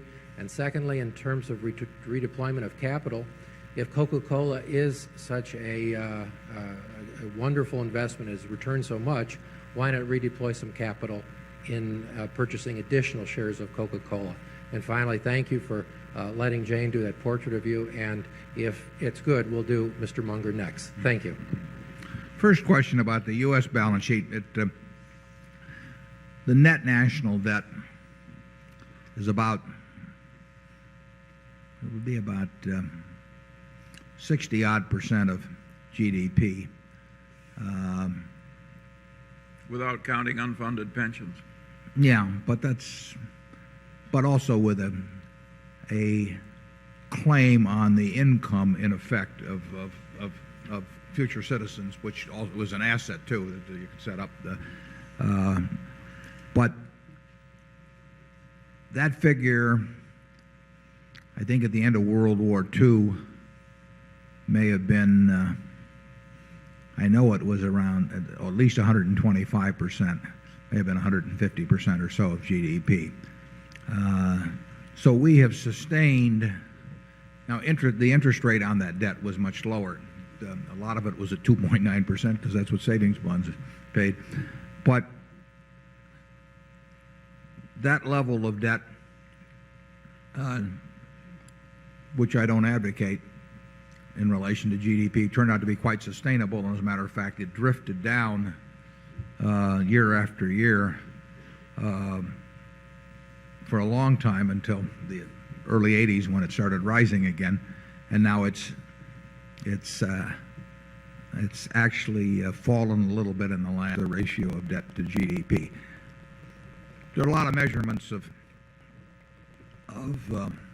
how much debt is too much and all of that. But probably, I think that if I had to look at one single statistic, I would look at that ratio of just like I would look at a ratio of debt to income for an individual. Then you'd get into the question of the stability of the income and to whom it is owed. But I do not think that the level of debt relative to the economy is of anything that's of a frightening nature. I like the idea of it trending downward a little bit over time rather than trending upward. And if it keeps trending upward, it can get awkward, although I think in Italy it's close to 150% now. And you start getting to 150% and talk 8% interest rates, and you're talking 12% of GDP essentially going to interest. If you were to put a balance sheet of the country together, it's kind of interesting because you would have this $4 billion of net debt on the liability side, and you'd also have a lot of pension obligations, as Charlie mentions, on the liability side. But you got a lot of assets too. You've got a 35% profits interest in all the American corporations. I mean, the government, if it has a 35% tax rate, really owns 35% of the stock of American business. They own a significant part of Berkshire Hathaway. We write them a check every year. We don't write you a check every year, but we write them a check. We plow your earnings back to create more value for their stock, in other words, the taxes they get. You're trying to cheer these people up. But what would you pay to have the right today to receive all the future corporate tax payments made by all the companies in the United States, the discounted value of it? You'd pay a very big number. What would you pay to have a right to take a percentage of the income of every individual that makes more than X in the United States, and also the right to change your percentage as you went along? That's a very big number too. So you've got a very big asset there, and you've got some very big liabilities too. But the country is very solvent, and I would not like to see debt rise at any rapid rate. I wouldn't like to see it rise at all, but I wouldn't like to see it particularly rise at a rapid rate because that sets a lot of things in motion if it's rising as a percentage of GDP. But if you tell me that 20 years from now the national debt will be $10 trillion, but that it'll be the same percentage of GDP, does that alarm me? Not in the least. I mean, so I expect it to increase, and I think there's some arguments why it may be advisable to have it increase, but I don't think it's a good idea to have it take up more and more of your income because that sets a lot of other things in motion. So I welcome what's happened in the last couple of years, which is to see it decrease modestly from the trend that existed the previous 10 or 12 years. Charlie? Well, generally, I think that you're right that it isn't all bad, and to the extent that it is bad, a great nation with a capitalistic economy will stand quite a bit of abuse from the political side. It's a damn good thing, too, because I don't think we should be terribly discouraged. If there's anything that's really going to do the country in, it'll be what I call a Serpico effect, where you start rewarding what you don't want more of, and it then just grows and grows and grows. Yeah, but I don't think that's necessarily a bad fiscal result. It's just a bad result. Berkshire owes $700 or $800 million or whatever it is now in debt, and then we have another $3 billion, some afloat. But, those numbers would have sounded very big to me 25 years ago, and yet, we're one of the most conservatively financed operations you'll find. 10 years from now, we may owe more money and it may be a smaller percentage still. I mean, you can't talk about debt levels without relating it to the ability to pay debt. And this country is probably in better financial shape now than it was in 1947. Zone 1. But was there a second question I didn't answer on that? Or not? Oh, in terms of repurchasing shares, right. No, you said, why don't we buy more? Well, we think about it. We did, not long Yeah, we ago. did. We bought more last year, and it's not a bad measuring stick against buying other things. But, I would not rule out Berkshire buying more. I don't have any plans to do it right now, but I wouldn't rule that out at all, because if I'm going to look at another business, I will say, why would I rather have this than more Coca-Cola? Well, there he's saying something that is very useful to practically any investor when he said, use this as a measuring stick in terms of buying other things. For an ordinary individual, the best thing you have easily available is your measuring stick. If the new thing isn't better than what you already know as available that hasn't met your threshold, then that screens out 99% of what you see, and it's an enormous thought conserver, and it is not taught in the business schools by and large.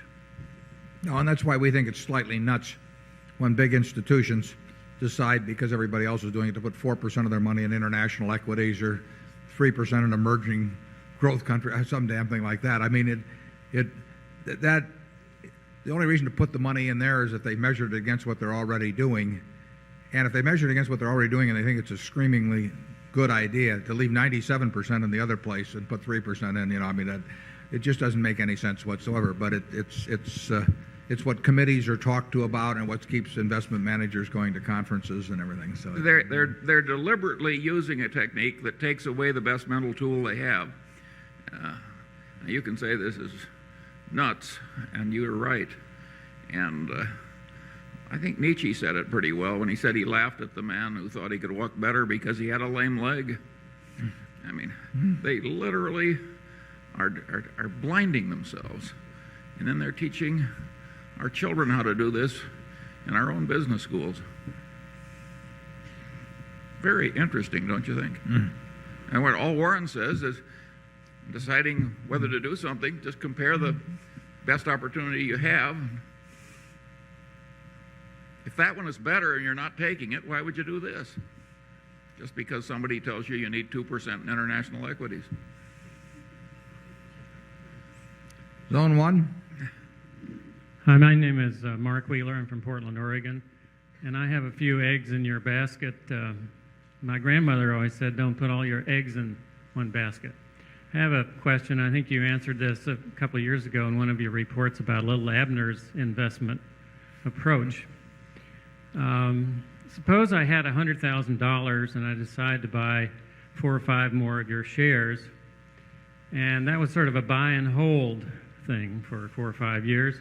And also I have a money manager. I've already got one, and he does pretty well, 10-15%, but he churns the assets all the time. Every time I turn around, all this mailbox full of paperwork. I guess my question is, how can I arrive at which is a better deal for me? In other words, to buy Berkshire, which I like, and obviously I'm here, so I'm interested in it, or hang on to my money manager who just seems to be churning the hell out of the account. Well, it's better than have a broker churn the hell out of the account. He's got a little less incentive if he's getting a management fee. But I can't answer your question as to which decision you should make in that case. But I would say that if you're right in the sense that if you buy Berkshire, you should only think about buying it for a very long period of time. I mean, we have no idea what Berkshire is going to do, either intrinsically or in the market in the next year. And we care about the intrinsic part of it. We don't care about the market aspect. We do care about building intrinsic value. And in the end, we don't think, when we own Berkshire, we don't think of all our eggs being in one basket. I mean, because we have got a lot of good businesses. But But if you're talking about some, lightning from someplace, the huge liability suit or something like that hitting one corporate entity, we're one corporate entity. But if you think about it in terms of the business risk implicit in an entity, we have a lot of different good businesses. In fact, we probably have as decent a collection of good businesses as any company I can think of. But your money manager will also undoubtedly have the advantage of working probably with smaller sums too, and that gives him a bigger universe of opportunity. We're not set up tax-wise perfectly as compared to an individual working with their own capital. We're set up tax-wise fine for somebody who's going to sort of own it forever, but we're not set up capital. We're set up tax-wise fine for somebody who's going to sort of own it forever, but we're not set up. Nothing to add. Zone what? Oh, back there. I don't think it's on. Okay. I'm Jeff Johnson. I'm grateful to be here from Tulsa, Oklahoma. I have two questions. First, I was hoping you could explain or offer an opinion as to why investors in property casualty insurance companies are willing to accept traditionally below average type of returns. Second question relates to an answer you gave me yesterday, that being that intuition or gut feeling has nothing to do in making investment decisions. I was wondering if there is anything subjective in yours and Mr. Munger's assessment of whether or not you like someone, and how it is that you determine whether or not you like the lord of the castle. Well, I don't know, Charlie, do you want to answer that second part? Well, we spoke about agency costs, and there are two different kinds of agency costs. One, the guy favors himself at the expense of the shareholders, and the other is he does foolish things where he's not trying to favor himself, he just is foolish by nature. Either way, it's very costly to you as the shareholder. So you have to judge those two aspects of human character, and they're terribly important. And on the other hand, there are some good businesses so good that they'll easily stand a lot of folly in the managerial suite. And much as we like perfect people, I don't think we've always invested with them. But generally, we like people who are candid. We can usually tell when somebody's dancing around something, or when the reports are essentially a little dishonest or biased or something, and it's just a lot easier to operate with people that are candid, and we like people that are smart. I don't mean geniuses, and we like people who are focused on the business. It's not real complicated, but we generally, there may be a whole bunch of people in the middle that we don't really have any feeling on one way or the other, and then we see some that we know we don't want to be associated with, and some that we know we very much enjoy being associated with. Averaged out, we've been very fortunate. Very lucky. And your other question, you said, why is it that these investors accept below average results? Well, in the nature of things, approximately half the investors are going to get below average results. They didn't exactly accept it in advance, it's just the way it turned out. And the money tends to be fairly captive once it's in a company. I mean, it takes a lot. If you have a business that gets subnormal returns over time, there's a big threshold in terms of either a takeover or proxy fight or something like that to unleash the capital. So money that's tied up in an unprofitable business or a sub-profitable business is likely to stay tied up for a good period of time. Eventually something will probably correct it, but capitalism does not operate so efficiently as to move capital around promptly when it's misallocated. We are in a better position to do that when Berkshire owns a company, and obviously we're in no position to do it because it involves something we don't want to do if we own it through some other in some other enterprise. We just sell to somebody else who takes our chair at the table, in effect. Zone 3. Hi, Philip King from San Francisco. I've got another question about valuation. More specifically, the relation of PEs to interest rates. I understand that you don't want to lay down a rigid formula for valuation, but I also know that you don't want people to think that a multiple of 20 times earnings is cheap or a multiple of 5 times earnings is expensive. Benjamin Graham, he devised a central value theory that valued the average stock at an earnings yield that's about a third above bond yields. In other words, that would work out to maybe 11 times earnings currently. And I know that you've compared the average business to a 13% bond that's worth roughly book at 13% interest rates and worth perhaps roughly twice book at 6% interest rates. So given current interest rates of 7 to 8%, as they are now, that would tend to imply that stocks are worth perhaps 12 to 13 times earnings. And yet the acquisitions that I've seen in the private market have gone out at more like 17 to 20 times earnings. And I'd like to know, what do you think is the rough range of multiples that makes sense? Yeah, well, it isn't a multiple of today's earnings that is primarily determinant of things. We bought our Coca-Cola, for example, in 1988 and 89 on this stock at a price of $11 a share, which as low as 9, as high as 13, but it averaged about $11. And it'll earn, we'll say, most estimates are between $2.30 and $2.40 this year. So that's under 5 times this year's earnings, but it was a pretty good sized multiple back when we bought it. It's the future that counts. It's like what I wrote there, what Wayne Gretzky says, to go where the puck is going to be, not where it is. So the current multiple interacts with the reinvestment of capital and the rate at which that capital is invested to determine the attractiveness of something now. And we are affected in that valuation process to a considerable degree by interest rates, but not by whether they're 7.3 or 7.0 or 7.5. But I mean, we will be thinking much differently if their long-term rates are 11% or 5%. And but we don't have any magic multiples in mind. We're thinking we want to be in the business that 10 years from now is earning a whole lot more money than it is now, and that we will still feel good about the prospects of the business at that time.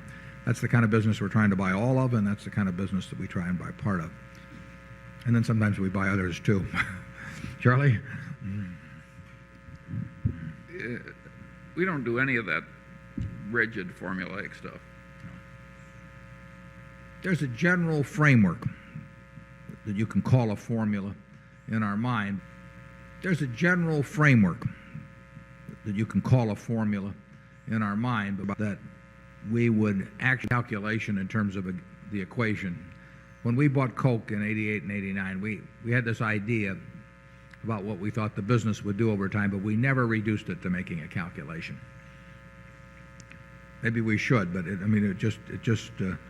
we don't think there's that kind of precision to it. We think it's the right way to think in a general way, and we think if you think that you can do it to pinpoint it, you're kidding yourself, and therefore we think that when we make a decision, there ought to be such a margin of safety that it ought to be so attractive that you don't have to carry it out to 3 decimal places. We'll take a couple more, and then we'll have to leave. We've got a directors meeting. We have one directors meeting a year, and we don't want to disappoint them. Zone 4. Yes, I'm Roy Christian from Aptos, California. I wanted to ask one question about U.S. Air, which has not been questioned much at this meeting.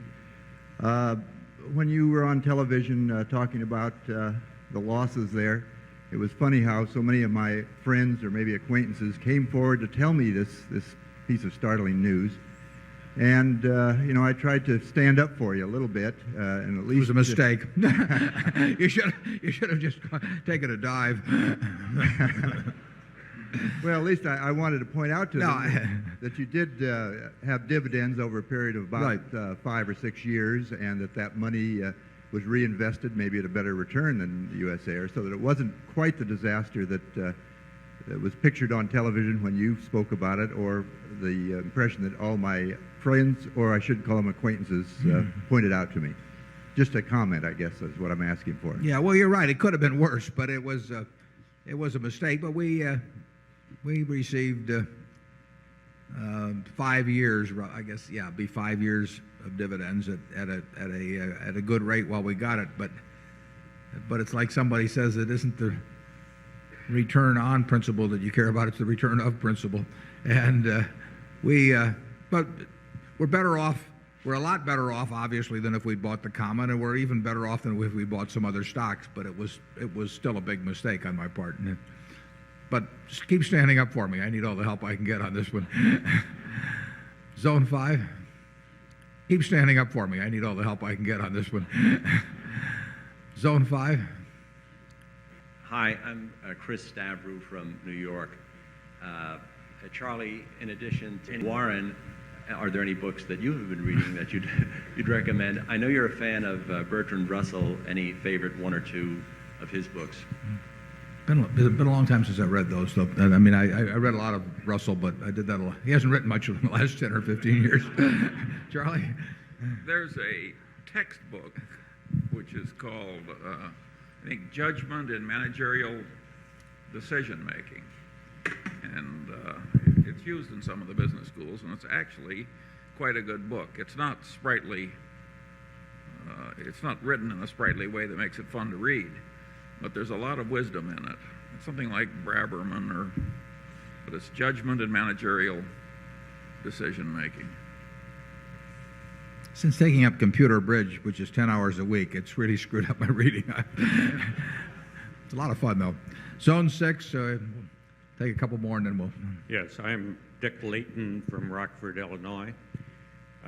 This is the first annual meeting that I've attended, and it's been very beneficial to me. I've been extremely impressed with the number of people here, but even more so with the number of young people who have come. And I would like very much to be able to bring my grandchildren as shareholders, but I find it difficult to get shares into their hands with the current per unit value. That's the nicest introduction to the stock split question we've had.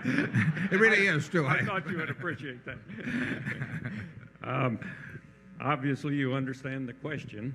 I understand the position you've taken over the years and the fact that it adds no value to make the split.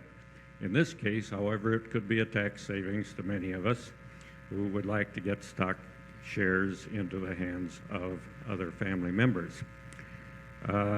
Should I just go to work on my congressman to change the tax code, or would you consider a change? Well, that's a very valid question, and there's certainly a couple of areas, one of which you've just mentioned, and I had someone else mention to me that, and there's certainly a couple of areas, one of which you've just mentioned, and I had someone else mention to me that it didn't work well in terms of using the Berkshire, although I think they could sell it and then pay out a percentage of it. But there are certain aspects, primarily of gifting,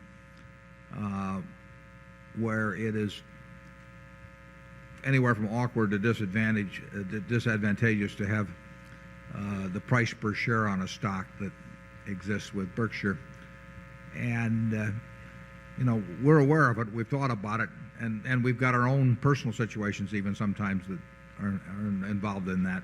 I've got one in the family that which we've figured out ways around. The disadvantage, of course, is that